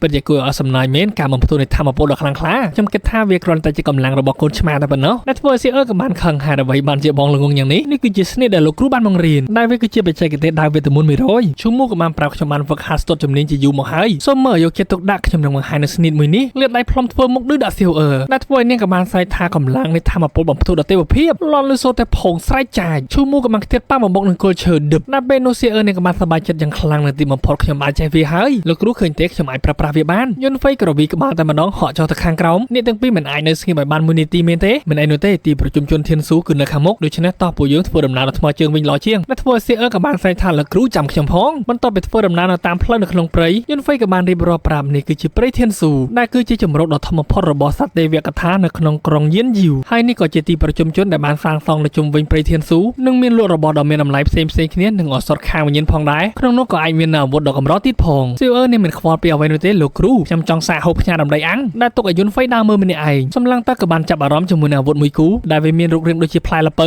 ឬក៏យើងធ្លាប់ស្គាល់ថាគឺជាដំបងរបស់ហនុមាននិងមានអាវុធគុណភាពខ្ពស់ជាច្រើនទៀតប្រាប់សៀវអឺថាអាវុធមួយនោះគឺសមនឹងនាគឈូមូក៏បានញញឹមលោកគ្រូខ្ញុំចង់បានដែរដើរចូលទៅចាប់លើកមិនរួចនោះទេសូរីផងប្រហែលជាដៃរបស់ខ្ញុំរអិលហើយប្រដៃទាំងពីរចាប់លើកនៅអាវុធមួយនោះប្រឹងយ៉ាងណាក៏លើកមិនរួចដែរខ្ទាតមកខាងក្រោយបន្តិចសៀវអឺហូបបង្ហើរខ្ញាដំរីមួយបានហើយតួខ្ញុំសាក់លបងវិញឈូមូក៏បានមើលងាវកុំខ្ជិះជាកម្លាំងរបស់នាងអីភ្ញាក់ព្រឹកតែម្ដងដោយសារតែសៀវអឺបានចាប់លើកយ៉ាងភ័យកម្លាំងរបស់នាងសាហាវពេកហើយសៀវអឺក៏បានក្រវែងចោលខ្ញុំមិនចូលចិត្តនោះទេដោយសារតែវាមានរូបរាងអាក្រក់ខ្លាំងពេកលន់លឺសូតែច្រោចត្រូវមេជើងរបស់ឈូមូអូយជ្រើសយកនឹងកំបិតតាំងតពីលោកគ្រូតើវាសមនឹងខ្ញុំដែរឬអត់យន្តហ្វេក៏បានប្រាប់សៀវអឺហើយអ្វីបានជាមិនជ្រើសយកដាវខ្លីមួយគូនោះខ្ញុំគិតថាវាសមនឹងនាងជាងចំណែកឈូមូគូតែជ្រើសយកញញូដែលធ្វើឲ្យសៀវអឺនាងមិនសូវសប្បាយចិត្តនោះទេបន្ទាប់ពីគាត់បានអាវុធរៀងខ្លួនហើយមើលទៅសភាពរបស់ឈូមូទៅកាន់តែមួយខាងគឺមិនរួចផងចំណែកសៀវអឺរបស់អេមីនដៃមួយខាងកាន់នៅញញូលើស្មាដៃមួយខាងទៀតកាន់នៅកំបិតមួយគូចុះលោកគ្រូហេតុអ្វីបានជាមិនជ្រើសយកអាវុធមួយយន្តហ្វេក៏បានប្រាប់ថាខ្ញុំមិនទាន់រកឃើញអាវុធដែលស័ក្តិសមនឹងខ្ញុំឡើយសម្លឹងតែខាងមុខឃើញមនុស្សជុំដែលមានបរិម្នាក់លុតជង្គង់សូមជួយខ្ញុំផងដោយសារតែពេលនេះឪពុករបស់ខ្ញុំមានជំងឺធ្ងន់ធ្ងរខ្លាំងណាស់ខ្ញុំលក់អាវុធដែលមានគុណភាពខ្ពស់ត្រឹមតែតម្លៃ 10000 កាក់មាសតែប៉ុណ្ណោះប៉ុន្តែយុវជនមួយក្រុមនោះមិនជឿនោះឡើយគិតថានេះគឺជារបស់ខ្លាំងបើវាជារបស់ដែលមានតម្លៃហើយគុណភាពខ្ពស់វាមិនគួរណាលក់តម្លៃទាបបែបនេះទេដោយបរិបទដែលលុនជង្គង់ម្នាក់នោះនៅតែបញ្ជាក់ថាវាគឺជាកំណត់ទ្រព្យដ៏មានតម្លៃដែលបានបន្សល់ទុកពីដូនតារបស់ខ្ញុំលក់ដោយសារតែខ្ញុំខ្វះប្រាក់ដើម្បីយកទៅព្យាបាលជំងឺរបស់ឪពុកខ្ញុំអន្តរជាតិក៏បានចាប់អារម្មណ៍ភ្លាមតែម្ដងហើយអ្វីបានជាខ្ញុំមានអារម្មណ៍ថាដូចជាធ្លាប់ស្គាល់អាវុធមួយនេះវាអាចថាឋានស៊ូមានបំណងចង់ប្រកល់អាវុធដ៏ពិសេសមួយនេះមកឲ្យខ្ញុំសឿអើជាមួយនឹងឈូមូក៏បានចូលមកដល់ជាផ្លូវដែលយន្តហ្វេបានសម្លឹងទៅដៃចាស់មួយនោះធ្វើគេបានដឹងថាវាមាននៅចំហាយធម្មពលវិញ្ញាណបានខ្ញុំនឹងយកដៃមួយនេះធ្វើបរិបម្នាក់ក៏បានត្រេកអរបន្តិចដែរអ្នកប្រុសប្រតិជឿខ្ញុំមែនទេត្រូវហើយឲ្យខ្ញុំមើលជំងឺរបស់ឪពុកអ្នកបន្តិចមើលដោយអន្តរជាតិក៏បានអ៊ូតភ្លាមតែម្ដងខ្ញុំប្រកាសចិត្តដឹងថាអ្នកកំពុងតែកើតអ្វីដោយសារតែការបញ្ជាមុនខ្ញុំគឺជាអន្តរឋានស៊ូធ្លាប់ជាគ្រូពេទ្យដ៏ខ្លាំងពូកែម្នាក់បានឆែនធម្មពលនៅក្នុងដៃប្រើម្រាមពីរចុចជីបចោលទៅលើរាងកាយរបស់បរិបម្នាក់នោះបន្ទាប់មកក៏បានក្រពាត់ដៃទៅខាងក្រោយយ៉ាងសង្ហាពួកគាត់បានបើកភ្នែកស្ទុះងើបឡើងត្រេកអរយ៉ាងខ្លាំងពុកពេទ្យអាចភ្ញាក់ឡើងមកវិញមែនស្ទុះងាកទៅធ្វើការគោរពយន្តហ្វេឥឡូវនេះឪពុករបស់អ្នកមិនអីនោះទេគាត់នឹងជាសះស្បើយក្នុងរយៈពេល2ទៅ3ខែទៀតហើយនេះគឺជាប្រាក់ចំនួន 10000 កាក់មាសដាក់ប្រាក់ចោលកាន់ដាវចាស់មួយនោះឡើងប៉ុន្តែយើងក៏បានឃើញព្រឹត្តិការណ៍ម្នាក់មកកាន់ដាវមួយនោះដែរដណ្ដើមគ្នាបន្តិចពួកគាត់ក៏បានបញ្ចេញកម្លាំងធម្មពលរៀងខ្លួនដាវមួយនេះអ្នកប្រុសរបស់ខ្ញុំចង់បានដែលអ្នកប្រុសម្នាក់នោះមានឈ្មោះថាសៀវវូហានអ្នកកំឡោះខ្ញុំណែនាំឲ្យអ្នកកំឡោះទម្លាក់ដាវមួយនេះទៅបើមិនដូច្នោះទេខ្ញុំខ្លាចថាអ្នកមិនអាចទ្រាំទ្របាននោះទេដោយសារតែពេលនេះគាត់ស្ថិតនៅក្នុងកម្រិតអាណាចក្រដំណាក់កាលកំពូលមានឈ្មោះថាព្រឹទ្ធាចារ្យលីនហើយអ្នកប្រុសរបស់ខ្ញុំគឺជាកូនទី3របស់នាយករដ្ឋមន្ត្រីសៀវបន្ទាប់ពីឮឈ្មោះនាយករដ្ឋមន្ត្រីសៀវធ្វើឲ្យអ្នករកគ្នាក៏បានដាក់មេព្រួយដុតអស់តែពេលនោះសៀវវូហានគេបានដើរចូលមកជាមួយនឹងរៀងល្វត់ល្វន់ហាក់បីដូចជាមិនទេបញ្ចេញសម្លេងឡើងមួយញែកតែម្ដងត្រូវហើយខ្ញុំមិនដែលបារម្ភចេញនៅអ្វីដែលខ្ញុំចង់បាននោះទេតែធ្វើឲ្យឈូមូហើយនឹងសៀអឺបានដឹងយ៉ាងច្បាស់តើបងគិតដូចជាខ្ញុំគិតដែរទេយន្តហ្វេនៅតែមិនព្រមប្រឡែងដៃចេញខ្ញុំមិនដែលធ្លាប់ស្គាល់គាត់នោះឡើយហើយសុភាពបរោះមិនដែលឆ្លោះជាមួយនឹងមនុស្សស្រីនោះទេទាញដៃយូរទុកយ៉ាងលឿនធ្វើព្រឹត្តិការណ៍លឿនមើលមិនទាន់វូហានក៏បានបញ្ចេញនៅចរិតតើអ្នកបាននិយាយអ្វីប្រញាប់ឈប់ត្រង់នឹងភ្លាមទៅតើឮខ្ញុំនិយាយដែរទេអូយអែតមានឡើងព្រឺរោមតែម្ដងពេលនេះឈូមូក៏បានដើរចូលទៅនិយាយខ្លាំងសុភាពបរោះមិនឆ្លោះជាមួយនឹងមនុស្សស្រីទេតើស្ដាប់ច្បាស់ហើយឬនៅសៀវអឺដើរចូលទៅម្ដងសុភាពនារីក៏មិនឆ្លោះជាមួយនឹងភេទទី3ដែរដែលធ្វើឲ្យវូហានគេក៏បានខឹងពួកឯងប្រយ័ត្នខ្លួនផងព្រឹត្តិការណ៍លិនសម្រាប់ពួកវាឲ្យខ្ញុំស្ដាប់នៅបញ្ជាមិនឆេះនៅចំហាយធម្មពលសម្រុកចូលទៅដែលធ្វើឲ្យយន្តហ្វេក៏បានប្រញាប់បន្លាស់ទីចាប់យកនេះទាំងពីរគេចព្រឹត្តិការណ៍លិនវាត្រូវដីបឹងហុយកម្រិតអាណាចក្រផែននៃដំណាក់កាលកំពូលការប៉ាន់ស្មានរបស់ខ្ញុំពិតជាមិនខុសនោះទេព្រឹត្តិការណ៍លិនពេលនេះចាប់អារម្មណ៍ហើយប៉ុន្តែពួកឯងត្រូវ ត្រូវតែស្លាប់សម្រុកចូលជាមួយនឹងក្រញាំដែលពោពេញទៅដោយចំហាយធម្មពលយន្តហ្វេក៏បានបញ្ឈិនធម្មពលនៅក្នុងបានដៃដូចគ្នាទៀតទៅទប់រំទឹមសម្រុកចូលសារជាថ្មីកំណាប់ដៃទល់នឹងកំណាប់ដៃវាយដូរគ្នាទៅវិញទៅមកប៉ុន្តែយន្តហ្វេផ្លត់ស្នៀតស៊ីមួយកំណាប់ដៃជួយកណ្ដាប់ពោះដឹបខ្ទាត់ប៉ាំងទៅខាងក្រោយវិញដែលធ្វើឲ្យគាត់បានដឹងថាកម្រិតនៃកម្លាំងធម្មពលពួកយើងគឺខុសគ្នាដូច្នេះគាត់ក៏បានបញ្ចេញអំណាចប្រលឹងរបស់អាឌរីឋានស៊ូទប់រំពីការវាយប្រហាររបស់ព្រឹទ្ធាចារ្យលីនចូលមកធ្វើឲ្យគាត់ក៏បានប៉ាំងទៅវិញតែលោកគិតថាអាចចាត់ការពួកយើងបានមែនទេអ៊ូតបានតែបន្តិចអំណាចនៃធម្មពលក៏បានរលាយបាត់ទៅវិញហាខ្ញុំធ្វើលេងនោះទេព្រឹទ្ធាចារ្យលីនក៏បានសម្រុកជួយទៅខ្វាចចេញមួយយន្តហ្វេក៏បានគេចផុតអាឡាខ្លួនទៅខាងក្រោយហក់ទៅខាងលើប្រើប្រាស់ដើម្បីចេញទៅបញ្ជូនលេប្រលឹងបាញ់ចេញទៅលន់សូទៅឆ្វិចព្រឹទ្ធាចារ្យលីនក៏បានគេចផុតបន្តិចត្រូវដីទឹមសម្លឹងមើលប្រហោងឡើងកលូដូចជាអណ្ដូងលូពេលនោះវូហានគេក៏បានរត់ចូលមកព្រឹទ្ធាចារ្យលីនហើយអ្វីបានជាមិនសម្លាប់ពួកគេនេះប្រតិបីឲ្យសម្លាប់យ៉ាងម៉េចពួកគេរត់អស់ហើយអំណាចកម្លាំងធម្មពលរបស់គេក៏ចម្លែកដែរប៉ុន្តែវូហានគេនៅតែស្ដាយជាមួយនឹងដាវមួយនោះទោះជាយ៉ាងណាក៏ដោយលោកត្រូវតែយកវាមកឲ្យខ្ញុំឲ្យបាននេះប្រុសខ្ញុំនឹងដណ្ដើមដាវនោះយកមកវិញក៏លេខមកមើលក្រុមយន្តហ្វេដែលបានបន្លាស់ទីចូលមកដល់ចន្លងភ្នំក្រពើលោកគ្រូស្ថានភាពមិញពិតជាគួររន្ធត់ខ្លាំងណាស់មែនហើយតាកាចាស់ម្នាក់នោះបានត្រៀមខ្លួនរួចជាស្រេចដើម្បីសម្លាប់ពួកយើងដល់ពេលនៅយន្តហ្វេក៏បានរងរបួសក្អួតឈាមពីការវាយប្រហារមុននឹងតើលោកគ្រូកាត់អ្វីទៅយន្តហ្វេជូតឈាមចេញពីមាត់ដាក់ដាំឈើមួយដៃផាំងខ្ញុំបានរងការវាយប្រហារពីធម្មពលមួយចំនួនដោយសារតែកម្រិតនៃកម្រិតធម្មពលរបស់គេគឺខ្លាំងជាងខ្ញុំដូច្នេះខ្ញុំត្រូវតែពង្រឹងនៃកម្លាំងធម្មពលរបស់ខ្ញុំឲ្យខ្លាំងក្លាបានឆាប់រហ័សត្រូវឲ្យលោកគ្រូពួកយើងនៅខិតខំហ្វឹកហាត់ខ្ញុំក៏ដូចគ្នានឹងខំប្រឹងប្រែងឲ្យអស់ពីសមត្ថភាពដើម្បីជួយលោកគ្រូពួកអ្នកទើបតែទទួលបានអាវុធមួយចំនួនដូច្នេះចាប់យកឱកាសមួយនេះដើម្បីសាកល្បងប៉ុន្តែពួកអ្នកត្រូវតែចាំថាប្រមាញ់នៅសត្វទេវកថាកម្រិតទាបតែប៉ុណ្ណោះហើយហាមចូលទៅក្នុងព្រៃជ្រៅបាទខ្ញុំយល់ឲ្យលោកគ្រូអាវុធគ្រប់ដៃសម្រុកចូលយើងត្រូវតែសម្លាប់ពួកវាយន្តហ្វេក៏បានខត់ថាខុសទៅដែរហើយចាប់ប្រាំងសឹងមិនទាន់ត្រឡប់ក្រោយចូលមិនទាន់ទាំងបានស្អីផងឈូមូក៏បានច្រពុបជើងនឹងដុំថ្មដួលផ្កាប់មុខទោះជើងនឹងសៀវដួលម្នាក់ទៀតចំណាយពេលអស់មួយរយៈយន្តហ្វេក៏បានប្រមាញ់នៅសត្វជូកព្រៃចំនួន 4-5 ក្បាលឯណោះបន្ទាប់មកក៏បានចម្លែងយកនៅខ្លឹមសារឈាមរបស់វាដាក់ចូលទៅក្នុងដបថ្នាំដើម្បីរក្សាទុកប៉ុណ្ណឹងវាល្មមគ្រប់គ្រាន់ហើយប៉ុន្តែតើអ្នកទាំងពីរពេលនេះទៅណាហើយហក់ឡើងទៅទំលើមេឈើដើម្បីសម្លឹងមើលរោគអ្នកទាំងពីរដែលពេលនេះគឺវល់តែម្ដងសៀវជាមួយនឹងកំបិតពីរនៅក្នុងដៃដេញវាយកូនទុនសាយចំណាយឈូមូជាមួយនឹងអាវុធធ្ងន់នៅក្នុងដៃទាំងពីរព្យាយាមរត់គេចពីការប្រមាញ់របស់ជ្រូកព្រៃវិញឆ្វាលគល់ឈើចុះឡើងរហូតទាល់តែអស់កម្លាំងរៀងខ្លួនយន្តហ្វេក៏បានក្រឡេកទៅជ្រុងមកខាងទៀតឃើញនៅកូនកញ្ជ្រោងមួយកំពុងតែរត់គេចពីការប្រមាញ់របស់ឆ្កែចចកដ៏ធំពីរដោយយន្តហ្វេក៏បានសង្កេតដឹងកូនកញ្ជ្រោងនេះពិតជាហ៊ានបង្ករឿងជាមួយនឹងឆ្កែចចកមែនដោយគេបានលួចនៅរបស់អ្វីម្យ៉ាងពំនៅមាត់របស់វាបន្ទាប់ពីគេចចុះគេចឡើងចាល់ច្រកវាក៏បានលេបចូលទៅក្នុងពោះដែលធ្វើឲ្យឆ្កែចចកក៏បានខឹងហក់ចូលទៅខំយន្តហ្វេក៏បានប្រើប្រាស់ធម្មពលវាបញ្ឆាមួយទម្លាក់ខ្លួនចុះមកខាងក្រោមកូនកញ្ជ្រោងនោះក៏បានប្រញាប់រត់ចូលទៅឯងពិតជាបានលួចទ្រព្យសម្បត្តិរបស់ពួកគេមែនទេហើយថែមទាំងបានលេបចូលក្នុងពោះទៀតផងធ្វើឲ្យខ្ញុំបានចាប់អារម្មណ៍ជាមួយនឹងស្ទាយរបស់ឯងដូច្នេះក្នុងថ្ងៃនេះឯងពិតជាមានសំណាងណាស់ភ្លាមនោះឆ្កែចចកក៏បានបើកការវាប្រហារចូលមកយន្តហ្វេក៏បានក្រឡេកឃើញតាន់ប្រើប្រាស់ដៃទើបតែទិញបានក្រវែងវាចេញចូលទៅវាប្រហារលន់សូទៅជ្រួចចាក់ទម្លុះនៅរាងកាយរបស់ឆ្កែចចកមួយក្បាលនោះបាត់ទៅហើយដែលធ្វើឲ្យមួយទៀតក៏បានខឹងស្រែកលូយ៉ាងខ្លាំងបំផ្ទុះនៅចំហាយធម្មពលចេញពីរាងកាយហក់ចូលទៅទាមួយយន្តហ្វេក៏បានវ៉ាឡាស់ទីកិច្ចបន្តកិច្ចមិនទាន់វាក៏បានយកក្បាលបំបុកយន្តហ្វេខ្ទាត់ប៉ាំងទៅខាងក្រោយចាំអង្ការទៀតទាំងកញ្ជ្រោងទាំងមនុស្សប្រញាប់រត់ចាក់ចេញបំបីផ្លូវគ្នាមួយដែលធ្វើឲ្យឆ្កែចចកក៏បានរត់ទៅតាមគុណកញ្ជ្រោងហក់ទៅបំរុងនឹងលេបត្របាក់ទៅហើយយន្តហ្វេក៏បានទះចេញដល់ដៅខ្លីរបស់គាត់វាយឡងឆ្វេងស្ដាំចាក់ទម្លុះនៅបំពង់ករបស់វាជ្រួចឌូស្ដោកស្លាប់តែម្ដងពេលនោះកូនកញ្ជ្រោងក៏បានខិតចូលមកជិតយន្តហ្វេអាឡអត់ពិតជាឆ្លាតខ្លាំងណាស់ហើយដឹងពីរបៀបវិធីនៃការទីសត្រូវពេលនោះនៅក្នុងព្រៃទាំងមូលក៏ចាប់ផ្ដើមរំជួយដែលធ្វើឲ្យយន្តហ្វេក៏បានដឹងថានេះគឺជាសត្វទេវកថាកំពុងតែមានចលនាអាចថាជាផ្កាព្រាសទាំង7ហៀបនឹងរីកប្រញាប់បន្លាស់ទីចាក់ចេញទុកឲ្យកូនកញ្ជ្រោងដ៏ខ្ជូតមួយនោះនៅតែម្នាក់ឯងយន្តហ្វេជាមួយនឹងល្បឿនបន្លាស់ទីរបស់គាត់លឿនគូសមមកដល់ទីតាំងសម្លឹងទៅក៏បានឃើញផ្កាស្មៅដែលនៅកណ្ដាលបឹងមិនមែនមានតែយន្តហ្វេនោះទេមានមនុស្សជាច្រើនទៀតដែលពួកគាត់កំពុងតែនៅលើមេឈើហើយនឹងនៅលើដីក្នុងចិត្តប្រហែលជាគិតថារបស់អញពេលនោះនារីដ៏ទន់ភ្លន់សៀវវូហានក៏បានមកដល់ឈប់សង្ឃឹមទៀតទៅពួកអាពងដើកខ្ញុំគឺជាកូនប្រុសទី3របស់នាយករដ្ឋមន្ត្រីសៀវនៃទីក្រុងមួយនេះដូច្នេះផ្កាព្រាសមួយនេះត្រូវតែជារបស់ខ្ញុំហាដោយផ្កាព្រាសក៏បានរះចេញនៃចំហាយធម្មពលពីពេញនឹងផ្កាដ៏ស្រស់ស្អាតប្រញាប់មករកខ្ញុំមកប្រញាប់រត់ចូលទៅព្រឹទ្ធាចារ្យលីនខុតមិនទាន់នោះទេដោយសារតែពេលនេះវងជ្រូកព្រៃបានរត់បំបុកដឺប៉ាំងទៅខាងលើខណៈពេលនោះមនុស្សមួយក្រុមដែលនៅលើមេឈើក៏បានស្រែកថាប្រញាប់ឡើងដណ្ដើមចូលមកស្ទុះស្ទាបន្លាស់ទីចូលទៅយន្តហ្វេក៏មិនបានបង្អង់ដែរបន្លាស់ទីទៅក្បែរខណៈពេលនោះយើងក៏បានឃើញទឹកកំពុងតែគូចយ៉ាងខ្លាំងផុសចេញមកជាមួយនឹងមាត់យ៉ាងធំលេបត្របាក់បរោះម្នាក់ភ្លឹបដែលវាគឺជាបិសាចក្រពើខ្មៅស្រែកគំរាមមួយដែលធ្វើឲ្យបរោះប្រមាណនេះនោះក៏បានប្រញាប់បន្លាស់ទីចេញប៉ុន្តែបិសាចក្រពើខ្មៅនៅតែដេញតាមទះត្រូវបរោះម្នាក់ដែលហោះយឺតជាងគេផាច់អ្នកផ្សេងទៀតបន្ទាប់ពីឃើញមនុស្សចាំអង្ការទៀតបកក្រោយរត់ប្រូចជន់ត្រូវវូហានដែលកំពុងតែព្យាយាមងើបឡើងមកវិញដែលលោកព្រឹទ្ធាចារ្យលីនចង់ជួយដែរប៉ុន្តែជួយមិនបាននោះទេដោយសារតែមនុស្សច្រើនពេកពេលនេះពួកអន់រត់អស់នៅសល់តែពួកអ្នកខ្លាំង 3-4 នាក់ក្នុងនោះក៏មានព្រឹទ្ធាចារ្យលីនផងដែរយន្តហ្វេដែលបានពូននៅក្បែរគល់ឈើដ៏ធំមួយនោះក៏បានដឹងនៅសល់តែពួកគេប៉ុន្មានអ្នកដែលស្ថិតនៅក្នុងកម្រិតអាណាចក្រផែនដីដំណាក់កាលកំពូលដែលខ្ញុំមិនអាចប្រឈមមុខជាមួយនឹងពួកគាត់ដោយផ្ទាល់បាននោះទេព្រឹទ្ធាចារ្យលីនក៏បានលើកដៃធ្វើការគោរពគូសមខ្ញុំមានសំណើមួយសម្រាប់អ្នកទាំងអស់គ្នាដោយសារតែក្រពើបិសាចនេះមាននៅកម្រិតធម្មពលខ្លាំងក្លាដូច្នេះហេតុអ្វីបានជាពួកយើងមានសហ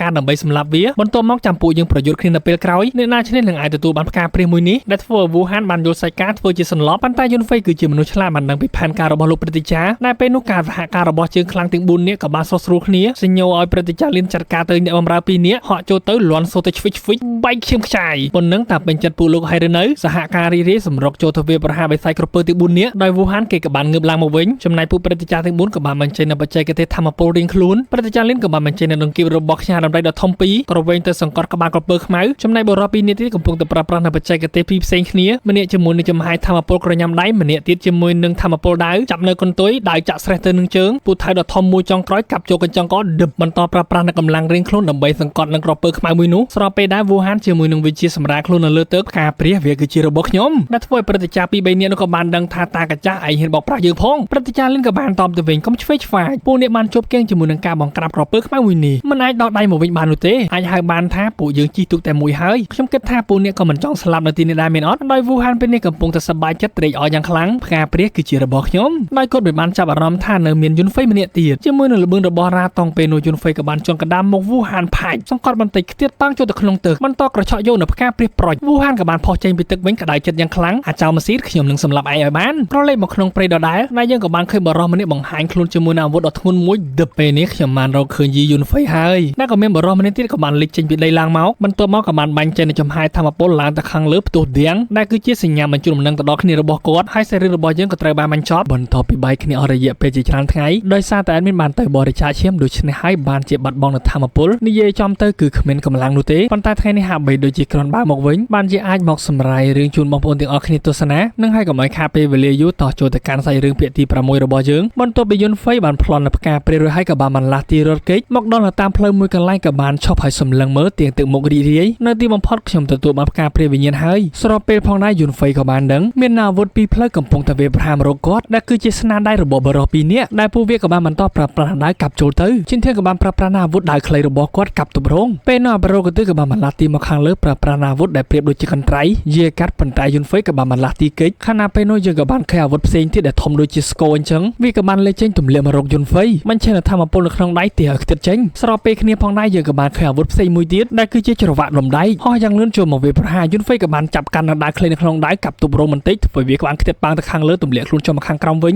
ញសម្លឹងមើលបន្តិចហើយក៏បានស៊ូតាពូនេះគឺជាអ្នកណាហើយអ្វីបានជាមកឡោមពត់ខ្ញុំបែបនេះដោយឃាតករស៊ីឈ្នួលទាំងអស់នោះក៏បានអស់សម្លាយយ៉ាងខ្លាំងហាឯស៊ូថាយើងគឺជាអ្នកណាពួកយើងគឺមកបញ្ជូនឯងទៅឋាននរកនឹងហើយនៅក្នុងថ្ងៃនេះក្រុមឃាតករទាំង6របស់យើងបានទទួលបញ្ជាមកយកជីវិតរបស់ឯងដែលយើងក៏បានឃើញក្រុមឃាតករស៊ីឈ្នួលទាំងអស់នោះមានគ្នា6នាក់មានទាំងដេកមានទាំងនៅលើដើមឈើបន្ទាប់មកគ្នារបស់ពួកគេទាំងអស់ក៏បានប្រើប្រាស់ធម្មពលបាញ់ទៅលើយុនហ្វេបង្កើតបានទៅជាក្បួនមួយដើម្បីគ្រប់គ្រងអមជាមួយនឹងសម្លេងសាយយ៉ាងសប្បាយកងរំពងពេញនឹងពេលនោះយុនហ្វេក៏បានដឹងវាគឺជាទម្រង់អន្តិអតិទេពដូច្នេះខ្ញុំត្រូវតែរកវិធីដើម្បីទម្លុះវាចេញបន្តសួរថាតើអ្នកណាគឺជាអ្នកជួបពួកអ្នកមកសម្លាប់ខ្ញុំពេលនោះកញ្ញាលីងក៏បានដើរចូលទៅចាប់ស្មារបស់យុនហ្វេបន្តគៀកសរសើរថាបរិសសង្ហាកាន់តែមើលចិត្តរឹតតែសង្ហាខ្ញុំពិតជាមិនអាចចង់ឃ្លាតពីលោកនោះទេដែលធ្វើឲ្យគ្នារបស់គេសៀវស៊ីហាក់បីដូចជាមិនពេញចិត្តនោះឡើយបានហើយនាងឈប់គិតរឿងទាំងអស់នោះភ្លាមទៅចំណែកតែចាស់គុណយ៉ាងក៏បានក្អកបន្តិចប្រសិនបើមិនប្រញាប់សម្លាប់វានោះទេខ្ញុំច្បាស់ជានឹងស្លាប់ដោយសារជំងឺរបស់ខ្ញុំជាមិនខានពេលនោះមេក្រុមរបស់គេឌូគូក៏បាននិយាយខ្ញុំហ៊ានភ្នាល់យុនហ្វេច្បាស់ជាស្លាប់មុននេះប្រញាប់ចាត់ការគេភ្លាមទៅដោយយុនហ្វេក៏បានអស់សម្លាយយ៉ាងខ្លាំងហាធ្វើឲ្យក្រុមឃាតករក៏បានឆ្ងល់ហេតុអ្វីបានជាឯងសើចត្រូវហើយខ្ញុំសើចចំអកឃាតករដូចជាពួកឯងព្រោះថានៅក្នុងថ្ងៃនេះពួកឯងច្បាស់ជាចាញ់ជាមិនខានឌូគូក៏បានស្ដីឲ្យទៅវិញវាមិនអាចទៅរួចនោះទេដោយសារតែឯងបានស្ថិតនៅក្នុងការឡោមព័ទ្ធយ៉ាងតឹងរឹងរបស់យើងរួចរាល់ហើយគ្មានផ្លូវដែលអាចចេញទៅវិញបាននោះទេយុនហ្វេក៏បាននិយាយតើឯងហ៊ានភ្នាល់ជាមួយនឹងខ្ញុំទេខ្ញុំភ្នាល់ថាតាកាចាស់ជំងឺច្រើនម្នាក់នោះនឹងស្លាប់មុនខ្ញុំមិនតបពីស្ដាប់ឮបែបនោះធ្វើឲ្យគាត់ខឹងយ៉ាងខ្លាំងមិនឈានធម្មពលក្នុងដៃវាប្រហារចូលទៅប៉ុន្តែត្រូវបានរំខានដោយកម្លាំងធម្មពលមួយកំពុងតែដើរសម្ដែងចូលមកតើវាមានរឿងអ្វីឬមួយក៏ស្ដេចក្រពើខ្មៅមកទីនេះដោយអ្វីដែលពួកគេបានសន្និដ្ឋានមែនស្ដេចក្រពើខ្មៅក៏បានមកដល់មុំបញ្ចេញនូវសម្រែកដ៏ខ្លាំងរបស់វាឡើងលាន់ពេញព្រៃដើរចូលទៅជួនតាកាចាស់ជំងឺច្រើនមួយជើងភ្លឹបហុយជុកបន្តប្រើក្បាលរបស់វាចូលបំបែកនៅទម្រង់ដែលបានហុំព័ទ្ធយុនហ្វេដើម្បីដណ្ដើមយកផ្កាព្រាសវិញ្ញាណមកវិញហើយពេលនេះគឺជាឱកាសរបស់យុនហ្វេផងដែរហក់ចេញអាឡាខ្លួនមួយជន់ទៅលើខ្នងស្ដេចក្រពើខ្មៅបញ្ឆោតឲ្យវាប្រហារក្រុមឃាតករចំណែកគាត់ក៏បានកិច្ចពីការវាប្រហារបន្ទាប់មកក៏បានបន្លាស់ទីរត់គេចដែលធ្វើឲ្យស្ដេចក្រពើខ្មៅក៏បានដេញតាមដោយក្រុមឃាតករអាប្រូទឺម្នាក់នោះក៏បានលន់មាត់ថាពេលនេះគ្នារបស់យើងត្រូវបានស្លាប់ដូច្នេះយើងត្រូវតែប្រញាប់ទៅសម្លាប់យុនហ្វេភ្លាមដើម្បីសងសឹកឲ្យគ្នារបស់យើងតើនៅចាំអ្វីទៀតប្រញាប់ដេញតាមភ្លាមទៅក្រឡេកមកយុនហ្វេដែលផ្កាស្មៅវិញ្ញាណនៅក្នុងដៃកំពុងតែព្យាយាមរត់គេចពីការវាប្រហាររបស់ស្ដេចក្រពើខ្មៅ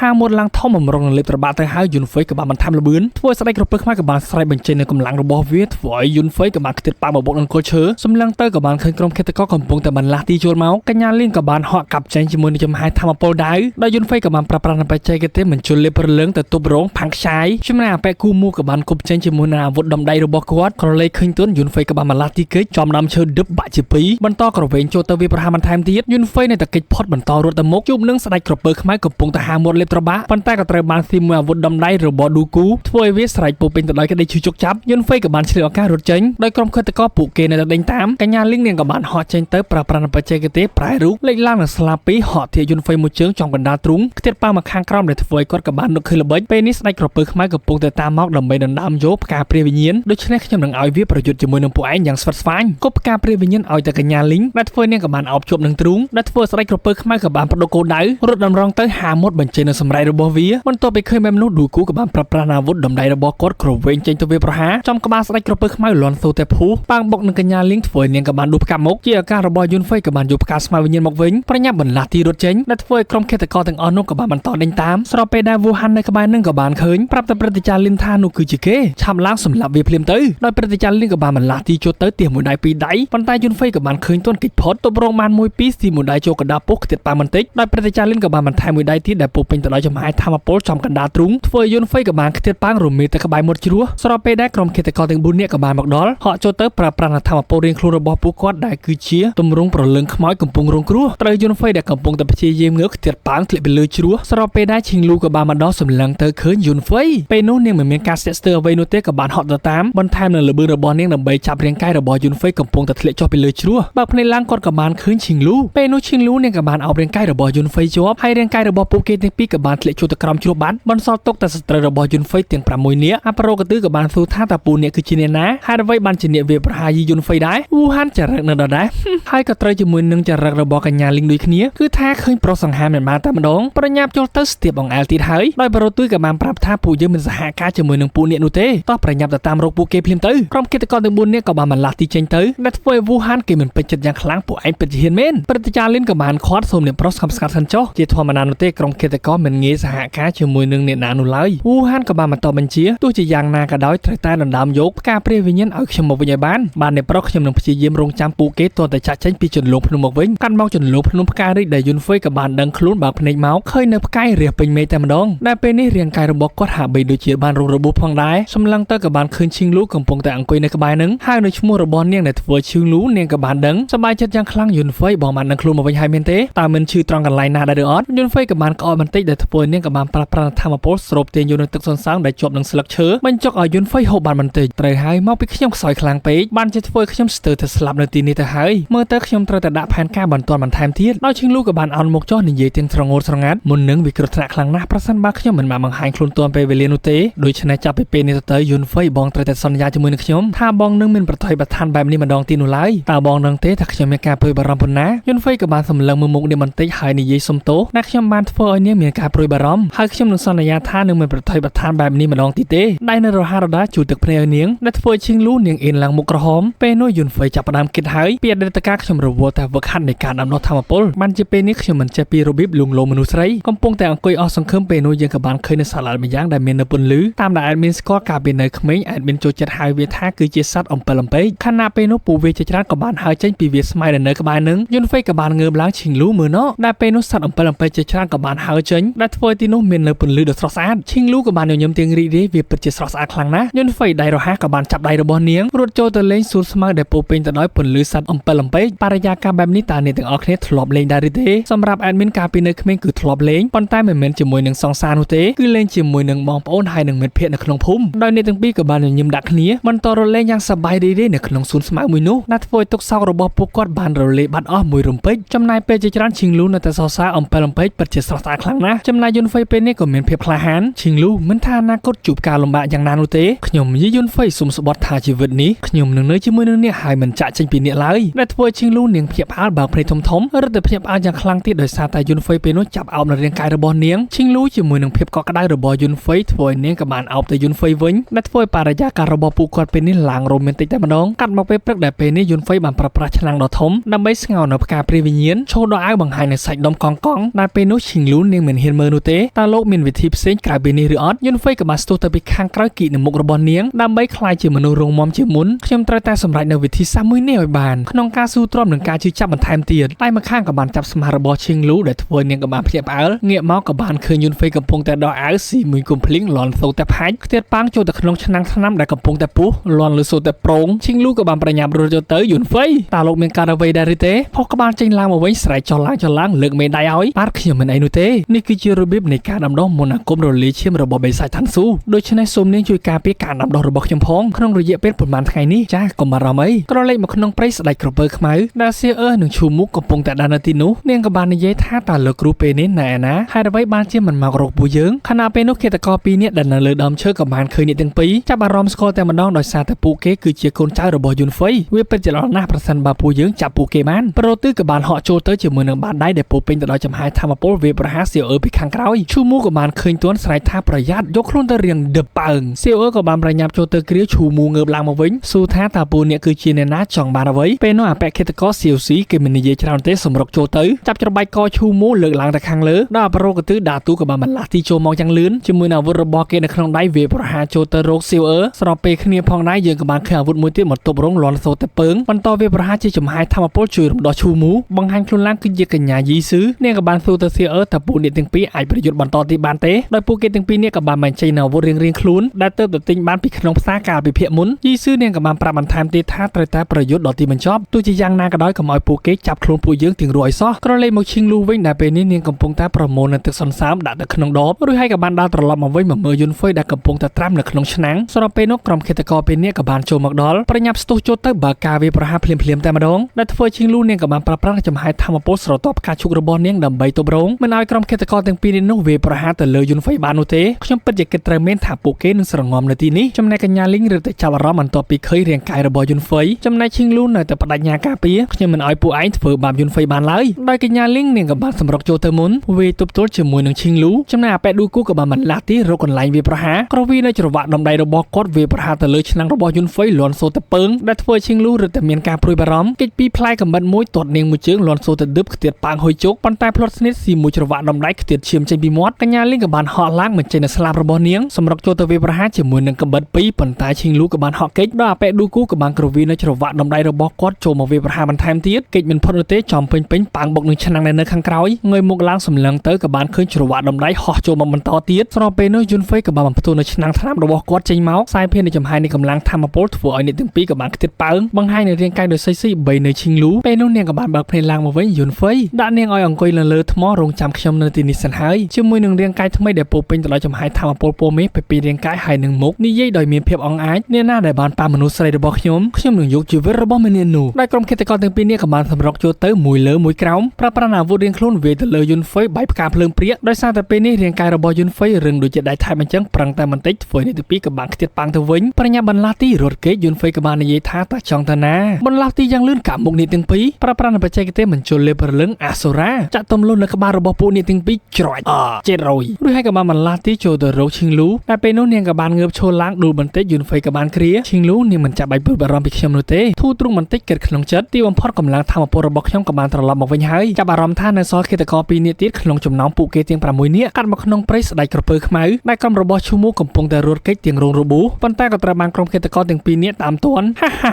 ់តើពួកឯងចង់រត់ទៅណាសម្រាប់2នាក់នោះចោលហើយយកស្អីស្អាតនេះប្រគល់ទៅឲ្យលោកម្ចាស់របស់យើងដល់អាប៉ែសៀវស៊ីក៏បានហក់ចូលទៅប៉ុន្តែក៏ត្រូវបានស៊ីមួយរន្ទះជើងកណ្ដាលមុខពេញខ្ទាតប៉ះមកខាងក្រោយវិញបង្ហាញខ្លួនឡើងគឺជាវត្តមានរបស់យុនហ្វេអាប៉ារ៉ូទឺដាទូក៏បានស្គាល់ដូចគ្នាគឺជាឯងហក់ទៅខាងលើគប់មួយអាវុធដែលពុំពេញទៅដោយចំហាយធម្មពលរបស់គេលន់សូទៅពើងចូលទ្រូងរបស់យុនហ្វេវាក៏បានប្រើប្រាស់កម្លាំងរុញចូលបន្ថែមទៀតប៉ុន្តែមិនមុតនោះទេដោយសារតែពេលនេះរាងកាយរបស់យុនហ្វេគឺរឹងដូចជាដៃថែបអញ្ចឹងដែលធ្វើឲ្យវាក៏បានដឹងខ្លួនប្រញាប់អាឡាខ្លួនដកទៅខាងក្រោយវិញតើមេក្រុមរបស់យើងឌូគូហើយនឹងកញ្ញាលីងនៅឯណាយុនហ្វេក៏បានប្រាប់ពួកគេបានស្លាប់រួចរាល់ហើយមិនទៅពីស្ដាប់ឮបែបនោះចាំអង្កលទៀតដាក់មេប្រូចយុនហ្វេក៏មិនបានដេញតាមនោះដែរដើរបកមកខាងក្រោយស៊ូយីស៊ឺតើមានការអ្វីធន់ធ្ងរដែរទេនាងក៏បានតបខ្ញុំមិនអីនោះទេយុនហ្វេក៏បានលើកដៃធ្វើការគោរពអរគុណយីស៊ឺក៏បាននិយាយខ្ញុំសប្បាយចិត្តណាស់ដែលលោកមានការអ្វីហើយខ្ញុំក៏មិនបានជួយអ្វីលោកច្រើននោះដែរយុនហ្វេក៏បានប្រាប់នាងស៊ឺបានជួយខ្ញុំជាច្រើនដងតែចង់ចូលទៅក្នុងត្រកូលគ្រូសាយីរបស់ខ្ញុំដល់ពេញសិទ្ធដែរទេបន្ទាប់ពីស្ដាប់ឮបែបនោះធ្វើឲ្យនាងក៏មានការភ្ញាក់ផ្អើលផងដែរចំណែកសៀអឺក៏បានយល់ឃើញដូចគ្នាត្រូវឲ្យបងស្រីត្រកូលគ្រូសាយីគឺជាផ្ទះរបស់ពួកយើងបន្ទាប់ពីស្ដាប់ឮពីការយកចិត្តទុកដាក់របស់នាងរាល់គ្នាធ្វើឲ្យកញ្ញាស៊ឺនាងក៏បានបដូរទឹកមុខមកជាញញឹមរួចហើយក៏បាននាំគ្នាដើរ ចាក់ចេញខណៈពេលដែលប្រតិចារលិនហើយនៅប្រុសវូហានក៏បានបង្ហាញខ្លួន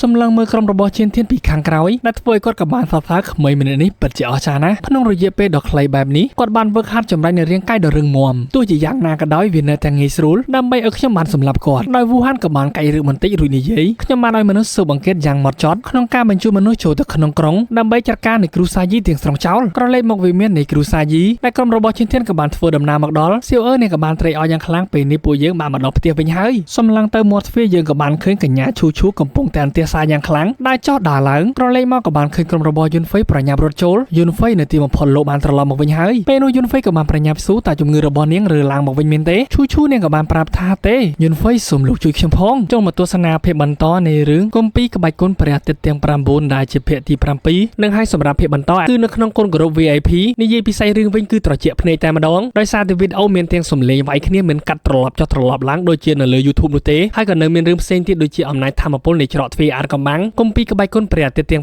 9ការចាប់កំណើតឡើងវិញរបស់ម្ចាស់ដាអធិរាជនិងរឿងជាប្រភេទ 2D ចំនួន4ផ្សេងទៀតប្រសិនបើចាប់អារម្មណ៍អាចទាក់ទងមក Telegram ផ្ទាល់របស់ admin បានសម្រាប់ link Telegram admin ទម្លាក់នៅក្រោម comment ចាប់ផ្ដើមនៅសាច់រឿងចែឈូឈូគាត់ក៏បាននាំនៅទូប្រុសរបស់យើងចូលមកក្នុងសំណាក់លីងជីនហ្វាងរួចហើយក៏បានបន្តដើរចូលទៅក្នុងបន្ទប់ខណៈពេលនោះយើងក៏បានឃើញប្រតិចារម្នាក់ក្រឡេកមកឃើញនៅយុនហ្វៃបើការវេប្រហារទាសចូលទៅដែលធ្វើឲ្យគាត់ក៏បានគេចផុតបន្តប្រើប្រាស់នៅកំដាប់ដៃទប់រងក៏ត្រូវបានខ្ទាតមកខាងក្រៅបន្តិចដែលគាត់មានឈ្មោះថាប្រតិចារនេះមនុស្សដែលគ្មានការអនុញ្ញាតមិនឲ្យចូលមកក្បែរនៃប្រុសនោះទេពេលនោះចែឈូឈូក៏ប្រញាប់រត់ចូលមកខាត់ពួកគាត់ទាំងពីរមិនឲ្យប្រយុទ្ធគ្នាបន្តទៀតលោកប្រតិចារនេះគឺជាអ្នកប្រុសយុនហ្វៃដែលខ្ញុំបានអញ្ជើញគាត់ដើម្បីមកព្យាបាលបងប្រុសរបស់ខ្ញុំបន្ទាប់ពីស្ដាប់ឮបែបនោះប្រតិចារនេះក៏បានមើលងាយជីវភាពតែម្ដងក្មេងម្នាក់នេះមិនទាន់ឆ្លងទៅកម្រិតអាណាចក្រឋានស៊ូផងហ៊ានមកព្យាបាលអ្នកប្រុសវ័យក្មេងរបស់ខ្ញុំយុនហ្វៃក៏បានតបទៅវិញដោយសារតែលោកប្រតិចារមិនទុកចិត្តខ្ញុំនោះទេបើអញ្ចឹងនាងឈូតបំភ្លេចការព្យាបាលមួយនេះទៅប៉ុន្តែនាងក៏បានខាត់ចាប់ដៃរបស់យុនហ្វៃឈប់សិនហើយខ្ញុំសូមអភ័យទោសចំពោះលោកប្រតិចារនេះផងដែលពេលនោះនាងក៏បានងាកមកនិយាយជាមួយនឹងលោកប្រតិចារពេលនេះជីវិតរបស់បងប្រុសខ្ញុំជិតស្លាប់ទៅហើយហើយអ្វីមិនអនុញ្ញាតឲ្យអ្នកប្រុសយុនហ្វៃសាកល្បងព្យាបាលមើលប្រហែលជាអាចនៅមានសង្ឃឹមបន្តិចបន្តួចត្រជាចិត្តមកវិញគាត់ក៏បានយល់ព្រមដែលធ្វើឲ្យយុនហ្វៃក៏បានបើកនៅការភ្នែកអធិរាជរបស់គាត់ដើម្បីពិនិត្យមើលជំងឺរបស់បរិសម្នាក់ដែលដេកនៅលើគ្រែដែលសភាពរបស់គាត់គឺដូចជាមនុស្សស្លាប់ទៅហើយដែលបេះដូងរបស់គាត់ត្រូវបានរំពាត់ដោយសត្វក្អែពឹសវាពិតជាវិធីសាស្ត្រដ៏ខុសខើមែនព្រឹត្តិការណ៍នេះបានភ្ញាក់ផ្អើលថាលោកពិតជាបានស្គាល់ពីជាតិពឹសមួយនេះត្រូវហើយជាតិពឹសមួយនេះគ្មានពណ៌គ្មានក្លិនប៉ុន្តែវាអាចបំផ្លាញរាងកាយរបស់ជនរងគ្រោះបានម្យ៉ាងទៀតគាត់ត្រូវបានគេបំពុលយ៉ាងហោចណាស់7ថ្ងៃមកហើយបើជាតិពឹសនៅក្នុងខ្លួនរបស់គាត់មិនត្រូវបានបន្សាត់ក្នុងពេលឆាប់ៗនេះទេគាត់នឹងអាចស្លាប់ក្នុងរយៈពេល3ថ្ងៃទៀតលោកម្ចាស់នេះប្រញាប់សួរថាអ្នកប្រុសយុនហ្វៃតើមានវិធីជួយគាត់ដែរទេកុំបារម្ភអីដោយសារតែខ្ញុំបានស្គាល់ពីជាតិពឹសមួយនេះហើយខ្ញុំក៏អាចព្យាបាលជំងឺមួយនេះបានដែរដែលធ្វើឲ្យព្រឹត្តិការណ៍នេះគាត់ក៏បានបន្ទោសខ្លួនឯងដោយសារតែមុននេះខ្ញុំមកបាំងភ្នែកខ្វាក់ធ្វើឲ្យអ្នកប្រុសមានការអាក់អន់ចិត្តសូមអ្នកប្រុសអត់ទោសឲ្យខ្ញុំផងហើយមានចិត្តសប្បុរសដើម្បីជួយសង្គ្រោះអ្នកប្រុសវ័យក្មេងរបស់ខ្ញុំដល់ពេលនោះខ្ញុំនឹងដឹងគុណរបស់អ្នកប្រុសជារៀងរហូតយុនហ្វៃក៏បានគេបន្តិចមើលទៅមនុស្សដែលត្រូវជាតិពឹសម្នាក់នេះប្រហែលជាគាត់មិនមែនជាមនុស្សធម្មតានោះទេដែលធ្វើឲ្យមនុស្សដែលមានអំណាចព្រមទៀបខ្លួនបែបនេះប្រញាប់ទទួលយកសំណើវាគ្មានបញ្ហានោះឡើយការជួយសង្គ្រោះជីវិតមនុស្សមានតម្លៃខ្លាំងណាស់ហើយខ្ញុំក៏នឹងព្យាយាមឲ្យអស់ពីសមត្ថភាពផងដែរងាកមកវិញលួយរអ៊ូថាម្ដងនេះខ្ញុំច្បាស់ជាចំណេញច្រើនជាងមិនខានដូច្នេះតើខ្ញុំអាចបដិសេធបានដោយរបៀបណាហើយពេលនេះយុនហ្វៃក៏បានចាប់ផ្ដើមព្យាបាលជាមួយនឹងវិជាធម្មពលម្រាមដៃរបស់គាត់ចុចជីបចោលទៅលើទ្រូងរបស់អ្នកជំងឺមាននោះជាច្រើនដែលធ្វើឲ្យសត្វក្អែពឹសមួយក្បាលនោះខ្ទាតចេញពីបេះដូងបន្តចុចជីបចោលទៅលើបរិវេណទ្រូងរបស់បរិសម្នាក់នោះទៀតបន្ទាប់មកក៏បានប្រើដៃទាំងពីរទាបបន្ថែមដែលធ្វើឲ្យជាតិពឹសក៏បានផ្លាយភាចេញពីរាងកាយច្រាឡើងមកគាត់ក៏បានខ្ជិះចេញនៅក្អែពឹសដែលពេលនោះវាបំរុងនឹងវារត់យុនហ្វៃក៏បានបញ្ជានឹងកូនកំបិតកំទេចរូបរាងវាចោលពេលនេះជាតិពឹសត្រូវបានបណ្ដេញចេញទាំងស្រុងហើយមិនយូរនោះទេគាត់នឹងជាសះស្បើយត្រឡប់មកដូចដើមវិញចែឈូឈូក៏បានហៅថាបងប្រុសដែលគាត់ក៏បានបើកភ្នែកឡើងធ្វើឲ្យអ្នកគ្នាក៏បានសប្បាយចិត្តនាងក៏បានបន្តណែនាំនេះគឺជាអ្នកប្រុសយីយុនហ្វៃគាត់មាននៅជំនាញដ៏អស្ចារ្យបានជួយសង្គ្រោះជីវិតរបស់បងបរិសម្នាក់នោះក៏បានសរសើរអ្នកប្រុសយុនហ្វៃពិតជាមានសេចក្តីសប្បុរសដ៏ធំធេងមែនខ្ញុំប្រកាសជាតបស្នងទៅអ្នកវិញយុនហ្វៃក៏បានតបថាមិនចាំបាច់តបស្នងជាប្រាក់មកខ្ញុំវិញនោះទេហើយខ្ញុំក៏បានឃើញអាកប្បកិរិយានិងចរិតរបស់លោកសុភាពរៀបសារធ្វើឲ្យខ្ញុំចង់ខ្លាចជាមិត្តភក្តិរបស់លោកបន្ទាប់ពីឮពីសម្ដីរបស់យុនហ្វៃហើយធ្វើឲ្យគាត់ក៏បានអស់សម្លៃបន្តិចឡបើលោកមានប្រកាន់ទេអាចហៅខ្ញុំថាបងប្រុសទី3បានយុនហ្វៃដាក់ដៃធ្វើការគោរពបងប្រុសទី3បរិសម្នាក់នោះក៏បានបន្តនិយាយត្រង់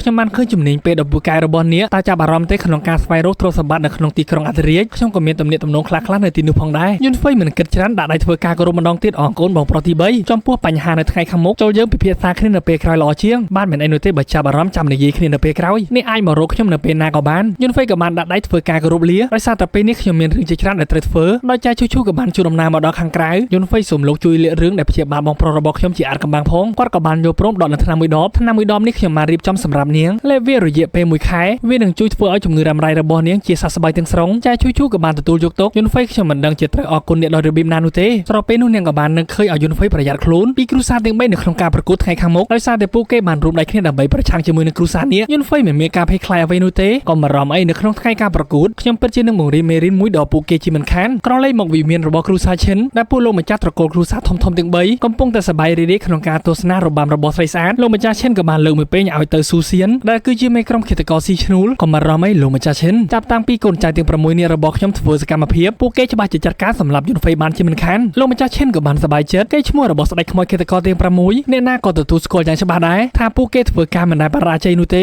និយាយមិនទាន់ផុតមាត់ផងកូនចៅរបស់គាត់អាកាទឺជាមួយនឹងសៀវស៊ីក៏បានគ្រាគ្នាចូលមកដល់លោកម្ចាស់បេសកកម្មរបស់យើងបានបរាជ័យហើយគ្នារបស់យើង4នាក់ផ្សេងទៀតក៏ត្រូវបានស្លាប់ទៀតផងពេលនោះប្រធានក្រុមស៊ូសៀនក៏បានខឹងយ៉ាងខ្លាំងក្រវៃមួយដៃជាចំហាយធម្មពលធ្វើឲ្យពួកអ្នកទាំងពីរខ្ទាតប៉ាំងទៅខាងក្រោយពួកអាឡងងអត់ប្រយោជន៍មិនអាចចាត់ការយីយុនហ្វៃតែម្នាក់ឯងបានពេលនោះគ្រូសាធំទាំងពីរក៏បានភ្ញាក់ផ្អើលហើយខ្ញុំមិនដែលរំពឹងទុកនោះទេសូម្បីតែក្រុមស្ដេចឃាតករទាំង6ក៏មិនអាចយកឈ្នះគាត់បានដែរតែវាអាចថាយុនហ្វៃបានទម្លុះកំណត់មួយដំណាក់កាលទៀតហើយលោកម្ចាស់ឈិនតើពួកយើងគិតយ៉ាងម៉េចលោកម្ចាស់ឈិនទឹកមុខរៀបស្មាក៏បានតបមកវិញក៏មិនរំអីយីយុនហ្វៃមិនអាចរស់នៅបានយូរទីនោះទេព្រោះថាកូនប្រុសរបស់ខ្ញុំឈិនអានបានឆ្លងផុតមួយកម្រិតទៀតហើយកាលពីម្សិលមិញអ្នកធ្វើនេះរកគ្នាក៏បានភ្ញាក់ផ្អើលនឹងត្រេកអរពិតជាស័ក្តិសមសម្រាប់រូបរាងកាយវិញ្ញាណស៊ូមែនល្បឿននៃការដាំដុះរបស់គាត់ពិតជាលឿនគួរឲ្យខ្លាចខ្លាំងណាស់លោកម្ចាស់ឈិនក៏បានលើកឡើងអ្វីដែលសំខាន់ជាងនេះទៅទៀតនោះគឺជានិកាយធំទាំង4នៃចក្រភពបានផ្ញើលិខិតអញ្ជើញទាំងអស់ហើយដើម្បីជ្រើសរើសយកឈិនអានធ្វើជាកូនសិស្សរបស់ពួកគាត់ហើយខ្ញុំក៏បានអញ្ជើញពួកគាត់ទាំងអស់ដើម្បីទៅទស្សនានៅក្នុងការប្រកួតផងដែរដែលធ្វើឲ្យលោកម្ចាស់ស៊ីធានញ៉ានសប្បាយចិត្តយ៉ាងខ្លាំងពិតជាល្អណាស់យុនហ្វៃមិនអាចរត់ផុតពីកំណាប់ដៃរបស់ពួកយើងបាននោះឡើយលោកម្ចាស់ឈិនសាយបន្តិចងើបឡើងវាជាការប្រសាដើម្បីការពារបញ្ហានាពេលអនាគតតើយីយុនហ្វៃតែម្នាក់ឯងអាចធ្វើអ្វីបានជាមួយនឹងពួកយើងជាច្រើននេះពេលនោះវូហាននិងព្រឹទ្ធាចារ្យលិនក៏បានដើរចូលមកដល់តើពួកលោកកំពុងតែនិយាយអំពីការចាត់ការយីយុនហ្វៃមែនទេបើអញ្ចឹងឲ្យខ្ញុំចូលរួមជាចំណែកបានដែរឬអត់សាច់រឿងក៏បានកាត់មកដល់ភាគខាងជើងនៃទីក្រុងយិនយូដែលគឺជាទីលានប្រកួតអណ្ដូងរ៉ាយវិញ្ញាណដែលមានមនុស្សម្នាជាច្រើនបានមកចូលរួមជាពិសេសគឺជាគ្រូសាធំទាំង4អ្នកដែលមានអំណាចកាត់ក្តីគឺជាកងរៀនចវាយក្រុងយិនយូចំណែកអាម៉ាប់យីធានហ្វឹងក៏បានចូលរួមផងដែរខ្ញុំមិនបានរំពឹងទុកនោះទេថាពួកគាត់ជ្រើសរើសទីតាំងប្រកួតនៅចន្លងភ្នំបែបនេះដោយយូមីងហើយនិងយីស៊ឺក៏បានមកដល់សួរថាហេតុអ្វីបានជាអ្នកនៅទីនេះធ្វើឲ្យអាម៉ាប់ក៏បានតបថាហេតុអ្វីបានជាខ្ញុំមកទីនេះមិនបានខ្ញុំក៏ជាសិស្សម្នាក់ក្នុងត្រកូលគ្រូសាយីដែរយីស៊ឺនាងនៅតែមានចិត្តខឹងដកដៃភ្ជួងកអាម៉ាប់ពេលនោះយីហ្វូក៏បានមកដល់បានហើយជប់លេខសាយទីទៅនេះគឺជាការសម្រេចចិត្តរបស់លោកគ្រូហើយនិងយុនហ្វៃត្រូវតែចងចាំថានេះគឺជាការប្រកួតជាក្រុមមិនថាមនុស្សម្នាក់ឬមុំប៉ុណ្ណានោះទេកម្លាំងតែមួយមុខនឹងមិនអាចគ្រប់គ្រាន់ឡើយអាម៉ាប់ក៏បាននិយាយភ្លាមតែម្ដងត្រូវហើយខ្ញុំក៏ជាសិស្សឆ្នាំម្នាក់ក្នុងចំណោមសិស្សឆ្នាំកំពូលនៃយុវជនចំនួនក្រោយក្នុងគ្រួសារត្រកូលយីថ្ងៃនេះខ្ញុំនឹងបង្កើតកេរ្តិ៍ឈ្មោះគ្រួសាររបស់យើងឲ្យល្បីល្បាញដោយយូមីងក៏បានសម្លុតថាបើឯងហ៊ានតែបង្កបញ្ហាយើងនឹងសម្លាប់ឯងចោលជាមិនខានយីហ្វូគាត់ក៏បានប្រាប់ថាខ្ញុំគឺជាអ្នកដឹកនាំក្រុមសម្រាប់ការប្រកួតនេះយូមីងក៏បានសួរថាយីស៊ឺហើយអ្វីបានជាយុនហ្វៃមិនទាន់មកដល់ទៀតឬមួយក៏គាត់កំពុងតែបង្កបញ្ហានៅទីណាខណៈពេលនោះយុនហ្វៃក៏បានមកដល់ខ្ញុំមកយឺតហើយមែនទេយូមីងក៏បានសួរយុនហ្វៃហើយអ្វីបានជាយូរម្ល៉េះគាត់ក៏បានប្រាប់ថាការប្រកួតមួយនេះមានសារៈសំខាន់ខ្លាំងណាស់ដូច្នេះហើយបានជាខ្ញុំត្រូវការពេលវេលាខ្លះដើម្បីរៀបចំអាវុធសម្ងាត់អ្នកបានរៀបចំអាវុធសម្ងាត់ដែលពេលនេះពេលវេលាក៏បានមកដល់ទីហ៊ានក៏ចាប់ផ្ដើមទូងស្គរលោកចវាយក្រុងក៏បានងើបឡើងប្រកាសអ្នកគ្រប់គ្នាថ្ងៃនេះជាពិធីបុណ្យ3ឆ្នាំរបស់ទីក្រុងយិនយូហើយក៏ជាការប្រកួតអណ្ដូងរ៉ាយខាងវិញ្ញាណផងដែរក្នុងឆ្នាំនេះគឺខុសពីឆ្នាំមុនដែលយើងបានជ្រើសរើសភ្នំខាងជើងដ៏គ្រោះថ្នាក់បំផុតជាទីតាំងសម្រាប់ការប្រកួតមួយនេះសម្រាប់ច្បាប់ប្រកួតឆ្នាំនេះគឺសាមញ្ញណាស់សម្រាប់ត្រកូលគ្រូសាធំទាំង4អ្នកណាដែលដកទង់ជាតិរបស់ខ្លួននៅលើកំពូលភ្នំខាងជើងបានមុនគេម្នាក់នោះនឹងត្រូវបានប្រកាសថាជាអ្នកឈ្នះហើយក្នុងអំឡុងពេលប្រកួតអ្នកអាចវាប្រហារមនុស្សដែលបានចូលរួមមកពីត្រកូលផ្សេងទៀតបានប្រសិនបើទង់ជាតិត្រកូលរបស់អ្នកណាត្រូវបានបំផ្លាញត្រកូលនោះនឹងត្រូវបានលុបចោលខ្លាយទៅជាអ្នកចាញ់ដោយស្វ័យប្រវត្តិចំពោះយុវជនដែលបានចូលរួមក្នុងការប្រកួតត្រូវតែមានអាយុក្រោម20ឆ្នាំហើយវិធីសាស្ត្រនិងអាវុធមួយណាក៏ត្រូវបានអនុវត្តដែរជីវិតស្លាប់ឬក៏រស់នៅក្នុងការប្រយុទ្ធមួយនេះគឺគ្មានន័យអ្វីនោះទេដែលធ្វើឲ្យអ្នករស់នេះហាក់បីដូចជាខ្លាយរអាខ្សឹបខ្សៀវគ្នាឡើងពេញនឹងដោយលោកម្ចាស់យីធានពីងក៏បាននិយាយថាវាហាក់បីដូចជាការប្រយុទ្ធនេះគ្មានយុត្តិធម៌នោះទេចំណែកលោកម្ចាស់ឈិនក៏បានតបហេតុអ្វីទៅឬមួយក៏អ្នកគិតថាយុវជនចំនួនក្រៅរបស់គ្រូសាយីពួកគេសុទ្ធតែជាមនុស្សអសមត្ថភាពបើអញ្ចឹងប្រញាប់ដកខ្លួនមុនពេលកំណត់ភ្លាមទៅលោកម្ចាស់យីធានពីងក៏បាននិយាយថាការប្រយុទ្ធគ្នាចុងក្រោយមកអស់ឈិនណានបានចាញ់យុនហ្វៃបន្ទាប់ពីស្ដាប់ឮបែបនោះធ្វើឲ្យលោកម្ចាស់ស៊ីធានយិនក៏បានងើបឡើងវាពិតជារឿងគួរឲ្យសម្ដែងខ្លាំងណាស់ពេលនោះលោកម្ចាស់ចវាយក្រុងក៏បានខុសនេះរាល់គ្នាបានហើយសូមឈប់ឆ្លោះប្រកែកគ្នាទៅខ្ញុំតែងតែបង្ហាញនូវភាពយុត្តិធម៌ជានិច្ចនិងមិនដែលបង្ហាញពីការរើសអើងនោះទេហើយការប្រកួតចាប់ផ្ដើមឥឡូវនេះដោយលោកម្ចាស់លូយុនសៀវក៏បានប្រើប្រាស់ធម្មពលគ្រប់គ្រងទៅលើទង់ជាតិនៃគ្រួសាររបស់គាត់បោះវាចេញទៅលូប៉ៃចាំទទួលយកដែលយើងក៏បានឃើញយុវជនម្នាក់ឲ្យលាស់សោះបន្តិចហក់ចូលទៅប្រើប្រាស់ធម្មពលរបស់គាត់បង្កើតបានទៅជាដានដើម្បីធ្វើជណ្ដើរឡើងទៅចាប់ទង់ជាតិនៃគ្រួសារលូដែលគាត់គឺជាកូនប្រុសនៃគ្រួសារលូឈ្មោះថាលូមូប៉ៃចំណែកលោកម្ចាស់ធីសៀនយិនគាត់ក៏បានកាន់នៅទង់នៅក្នុងដៃហើយនៅកូនស្រីរបស់គាត់សៀវឌីក៏វិញវាចុះទៅចាំទទួលទង់ជាតិនៃគ្រួសាររបស់យើងដែលវាក៏បានអណ្ដែតចុះពេលនោះសៀវឌីក៏បានបន្លាស់ទីចូលទៅចាប់កាន់នៅទង់ជាតិនៃគ្រួសារស៊ីរបស់នាងដែលធ្វើឲ្យអ្នកគ្រប់គ្រងបានហូរកញ្ជ្រៀវថាសម្រស់របស់នាងពិតជាស្រស់ស្អាតណាស់ដល់វារបស់លោកម្ចាស់យីធានពីងម្ដងអន្តរមជើងបន្តិចជាមួយនឹងកម្លាំងធម្មពលស្រូបទីនៅទង់ចូលមកក្នុងដៃគប់ចេញទៅប្រធានក្រុមចាំទទួលយកតែយើងក៏បានឃើញយីហ្វូហក់ចូលទៅទទួលយកទង់ដែលធ្វើឲ្យ អ្នករកគ្នាក៏បានព្យាបាលហេតុអ្វីបានជាគាត់ជាអ្នកដឹកនាំតើកូនប្រុសនៃគ្រូសាយីបានបោះបង់ចោលតំណែងមួយនេះហើយមែនទេពេលនោះយុនហ្វៃក៏បានសរសើរយីធីនហ្វូជំនាញក្បាច់គុណរបស់អ្នកកាន់តែប្រសើរច្រើនហើយគាត់ក៏បានតបទៅវិញការប្រកួតមួយនេះពួកយើងត្រូវតែសហការគ្នាឲ្យបានល្អចំណែកអាម៉ាប់គេក៏បានឆ្ងល់តែម្នាក់ឯងហេតុអ្វីបានជាលោកគ្រូមិនជ្រើសរើសយកខ្ញុំធ្វើជាប្រធានក្រុមយ៉ាងហោចណាស់ស្នេះដែលខ្ញុំទទួលទងច្បាស់ជាលោជាងគេជាមិនខានដែលពេលនេះលោកម្ចាស់ឈិនក៏បានស៊ូហេតុអ្វីបានជាលោកម្ចាស់យីធីនពីងមិនឲ្យកូនប្រុសដ៏ប៉ិនប្រសប់ធ្វើជាប្រធានក្រុមពេលនោះគាត់ក៏បានតបទៅវិញត្រកូលគ្រូសាយីរបស់ខ្ញុំពោពេញទៅដោយមនុស្សដែលមានសមត្ថភាពធីនហ្វូគឺជាបុគ្គលម្នាក់ដែលល្អបំផុតក្នុងចំណោមយុវជនចំនួនក្រោយរបស់ខ្ញុំដែលស័ក្តិសមក្នុងការធ្វើជាប្រធានក្រុមហើយលោកម្ចាស់ឈិនហាក់បីដូចជាកំពុងតែមើលងាវជាអកុសលណាស់មិនថាយុវជនចំនួនក្រោយរបស់គ្រូសាយីមានទេពកោសល្យប៉ុណ្ណាទេក៏ពួកវាគ្មានប្រយោជន៍ឡើយដោយសារតែយុវជននៃគ្រូសារបស់ខ្ញុំតែម្នាក់ក៏អាចចាត់ការពួកអ្នកគ្រប់គ្រាន់ហើយបញ្ចេញនូវកម្លាំងធម៌ពលរបស់គាត់ចាប់កាន់នៅទងស្រ័យថាឈិនអានចាំទទួលគប់ចូលទៅពេញមួយទំហឹងជាមួយនឹងកម្លាំងធម៌ពលដ៏ខ្លាំងក្លាប៉ុន្តែឈិនអានដេកចាប់ធ្វើប្រងើយជាចេញនូវកម្លាំងធម៌ពលធ្វើឲ្យមនុស្សដែលឈរនៅក្បែរនឹងបានដួលពិតជាបំបងបាយមែនប៉ុណ្ណឹងមិនអាចទប់ទល់បានមិនតនិយាយទៅកាន់យុនហ្វៃពិតជាគួរឲ្យស្ដាយខ្លាំងណាស់ដែលអ្នកមិនមែនជាប្រធានក្រុមបើមិនដូច្នោះខ្ញុំនឹងសម្លាប់ឯងហើយបំផ្លាញទងនៃគ្រូសារបស់ឯងទៀតផងយុនហ្វៃក៏បានតបទៅវិញទោះបីជាខ្ញុំមិនមែនជាប្រធានក្រុមក៏ដោយខ្ញុំក៏អាចកំដរឯងប្រយុទ្ធដល់ទីបញ្ចប់ដែរបញ្ចេញនូវកម្លាំងធម៌ពលរៀងខ្លួនប្រឆាំងគ្នាបន្តិចធ្វើឲ្យអ្នករកគ្នាក៏បានសរសើរពិតជាស័ក្តិសមជារាងកាយវិញ្ញាណស៊ូគីមែនធ្វើឲ្យការប្រកួតនេះពិតជាគួរឲ្យចាប់អារម្មណ៍ឡើងពួកយើងច្បាស់ជាទស្សនៈបានល្អមើលជាមិនខានពេលនោះសៀវឌីនាងក៏បានរៀបតិឈិនណានប៉ុន្តែក្រឡេកទៅឃើញយុនហ្វៃក៏បានខុសអារម្មណ៍ខ្ញុំមិនបានរំពឹងទុកនោះទេថាអ្នកនឹងហ៊ានបង្ហាញមុខនៅទីនេះយុនហ្វៃក៏បានតបទៅវិញប្រសិនបើខ្ញុំជានាងដែលត្រូវបានគេបដិសេធឲ្យនៅសម្បត្តិរៀបអាពាហ៍ពិពាហ៍នៅចំពោះមុខសាធារណៈខ្ញុំមិនហ៊ានបង្ហាញខ្លួននៅទីនេះនោះទេបន្ទាប់ពីស្ដាប់ឮបែបនោះសៀវឌីបានក្តៅចិត្តយ៉ាងខ្លាំ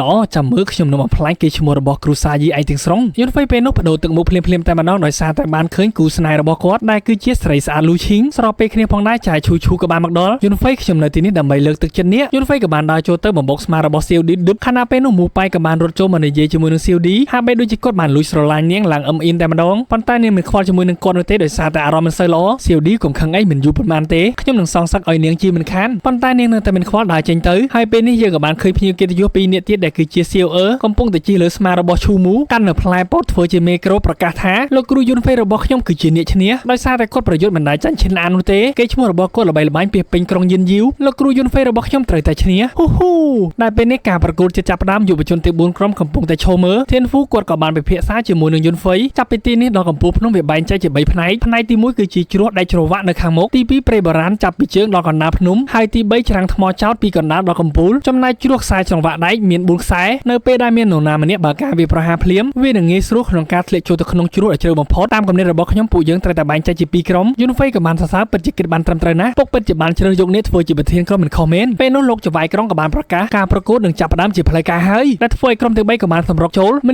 នាក់ព្យាយាមរត់ជន់លើខ្សែច្រវាក់ប៉ុន្តែក្រុមរបស់គ្រូសាឈិនមិនទាន់ធ្វើសកម្មភាពនោះទេដោយពេលនេះឈិនអានកំពុងតែដេកធ្វើមិនដឹងធ្វើឲ្យកូនចៅរបស់គាត់ក៏បានស៊ូហើយអ្វីយើងមិនបន្លាស់ទីឈិនអានក៏បានប្រាប់ថាបាត់មាត់ភ្លាមទៅដោយពេលនេះយុវជនទាំង3ក្រុមកំពុងតែប្រដេញគ្នាមូប៉ៃដែលបានគុំយុនហ្វៃពេលនេះគាត់ក៏បានបើកការវាប្រហារខ្ញុំមិនឲ្យក្រុមរបស់ពួកឯងឆ្លងផុតបាននោះទេគប់ចេញនៅដៃរបស់គាត់ដែលពោពេញទៅដោយចំហាយធម្មពលវាប្រហារទៅធានហ្វូពេលនោះយីស៊ឺបានឃើញទាន់ប្រើប្រាស់ដៃកាប់បំបែកចេញដោយមូប៉ៃនៅតែបន្តប្រើប្រាស់ដៃរបស់គាត់ដើម្បីបន្ថែមល្បឿនហក់ជន់តកាមុខក្រុមរបស់យុនហ្វៃក្រវេមានដៃចូលទៅវាប្រហារធានហ្វូធ្វើឲ្យគាត់ក៏បានគេចផុតបន្តិចយកនៅជើងគៀបនៅខ្សែស្រវាក់ជាប់បន្លាស់ទីមកវិញស្របពេលនោះយុនហ្វៃក៏បានបង្ហាញខ្លួនមូប៉ៃដែលឯងគេថាឯងគឺជាមនុស្សតែម្នាក់គាត់ដែលអាចវាប្រហារគេបានមានទេហក់ចូលទៅវាប្រហារក្រុមមូប៉ៃកាប់មួយដៃពីរដៃចុះឡើងធ្វើឲ្យបារ៉ូម្នាក់នោះក៏បានធ្លាក់ចេញពីលើច្រវាក់ចំណែកអាម៉ាប់វិញពេលនេះគាត់កំពុងតែភ័យដោយសារតែខ្សែស្រវាក់ចាប់ផ្ដើមយល់ធ្វើឲ្យគាត់ក៏បានបណ្ដួលខ្លួនចាប់អោបនៅច្រវាក់នោះជាប់ចំណែកយុនហ្វៃបន្តសម្រុកចូលស្របពេលនោះចំហាយនៃធម្មពលរបស់ស៊ីឌីក៏បានបើកវាប្រហារចូលមកជួយជីវិតបារ៉ូទាំង3នេះឲ្យប្រញាប់បន្តដំណើរទៅមុខទៀតពេលនោះមូប៉ៃក៏បានប្រាប់ថាស៊ីឌីប្រញាប់ទៅមុនខ្ញុំទៅទុកឲ្យខ្ញុំជាអ្នកចាត់ការពួកវាវិញបន្តវាប្រហារគ្នាចុះឡើងជាមួយនឹងធានហ្វូដែលពេលនោះយូមីងក៏បានស្រែកថាយុនហ្វៃចាំជួយខ្ញុំផងហក់មកយុនហ្វៃក៏បានចាប់ដៃជាប់ក្រវែងចូលមកដើម្បីវាប្រហារទៅលើមូប៉ៃប៉ុន្តែគាត់ក៏បានក្រឡេកឃើញទាន់ហក់ទៅម្ខាងទៀតយូមីងក៏បានហក់ទៅតាមប្រើប្រាស់ដៃកាប់វាប្រហារធានហ្វូប្រញាប់ទៅទុកខ្ញុំជាអ្នកទប់ទល់ជាមួយនឹងវាយុនហ្វៃក៏បានហក់ទៅបោកបន្ថែមទៀតចំណែកអាម៉ាប់ពេលនេះកំពុងតែវានៅលើច្រវាក់ដូចជាដង្កូវបាក់ខ្នងអីចឹងមូប៉ៃវិញពេលនេះ2ទល់1គេក៏បានដកឃ្លីរ៉ូតប៉ុន្តែក៏ត្រូវបានយុនហ្វៃកាប់មុខជាប់ធ្វើឲ្យមូប៉ៃក៏បានបញ្ចេញអាវុធរបស់គាត់ពីដើមវាប្រហារចូលទៅយុនហ្វៃក៏បានកាប់បំបែកចេញនៅសល់មួយទៀតក៏បានត្រូវយូមីងធ្លាក់ចុះទៅខាងក្រោមធ្វើឲ្យយុនហ្វៃមានការតស្លុតយ៉ាងខ្លាំងហើយសាច់រឿងភាគទី7របស់យើងក៏ត្រូវបានបញ្ចប់ប្រសិនបើចង់ដឹងសាច់រឿងភាគបន្តទៅជាយ៉ាងណាមានតែរងចាំទស្សនាភាគបន្តតែប៉ុណ្ណោះសម្រាប់ពេលនេះ admin សូមជម្រាបលាបាយបាយ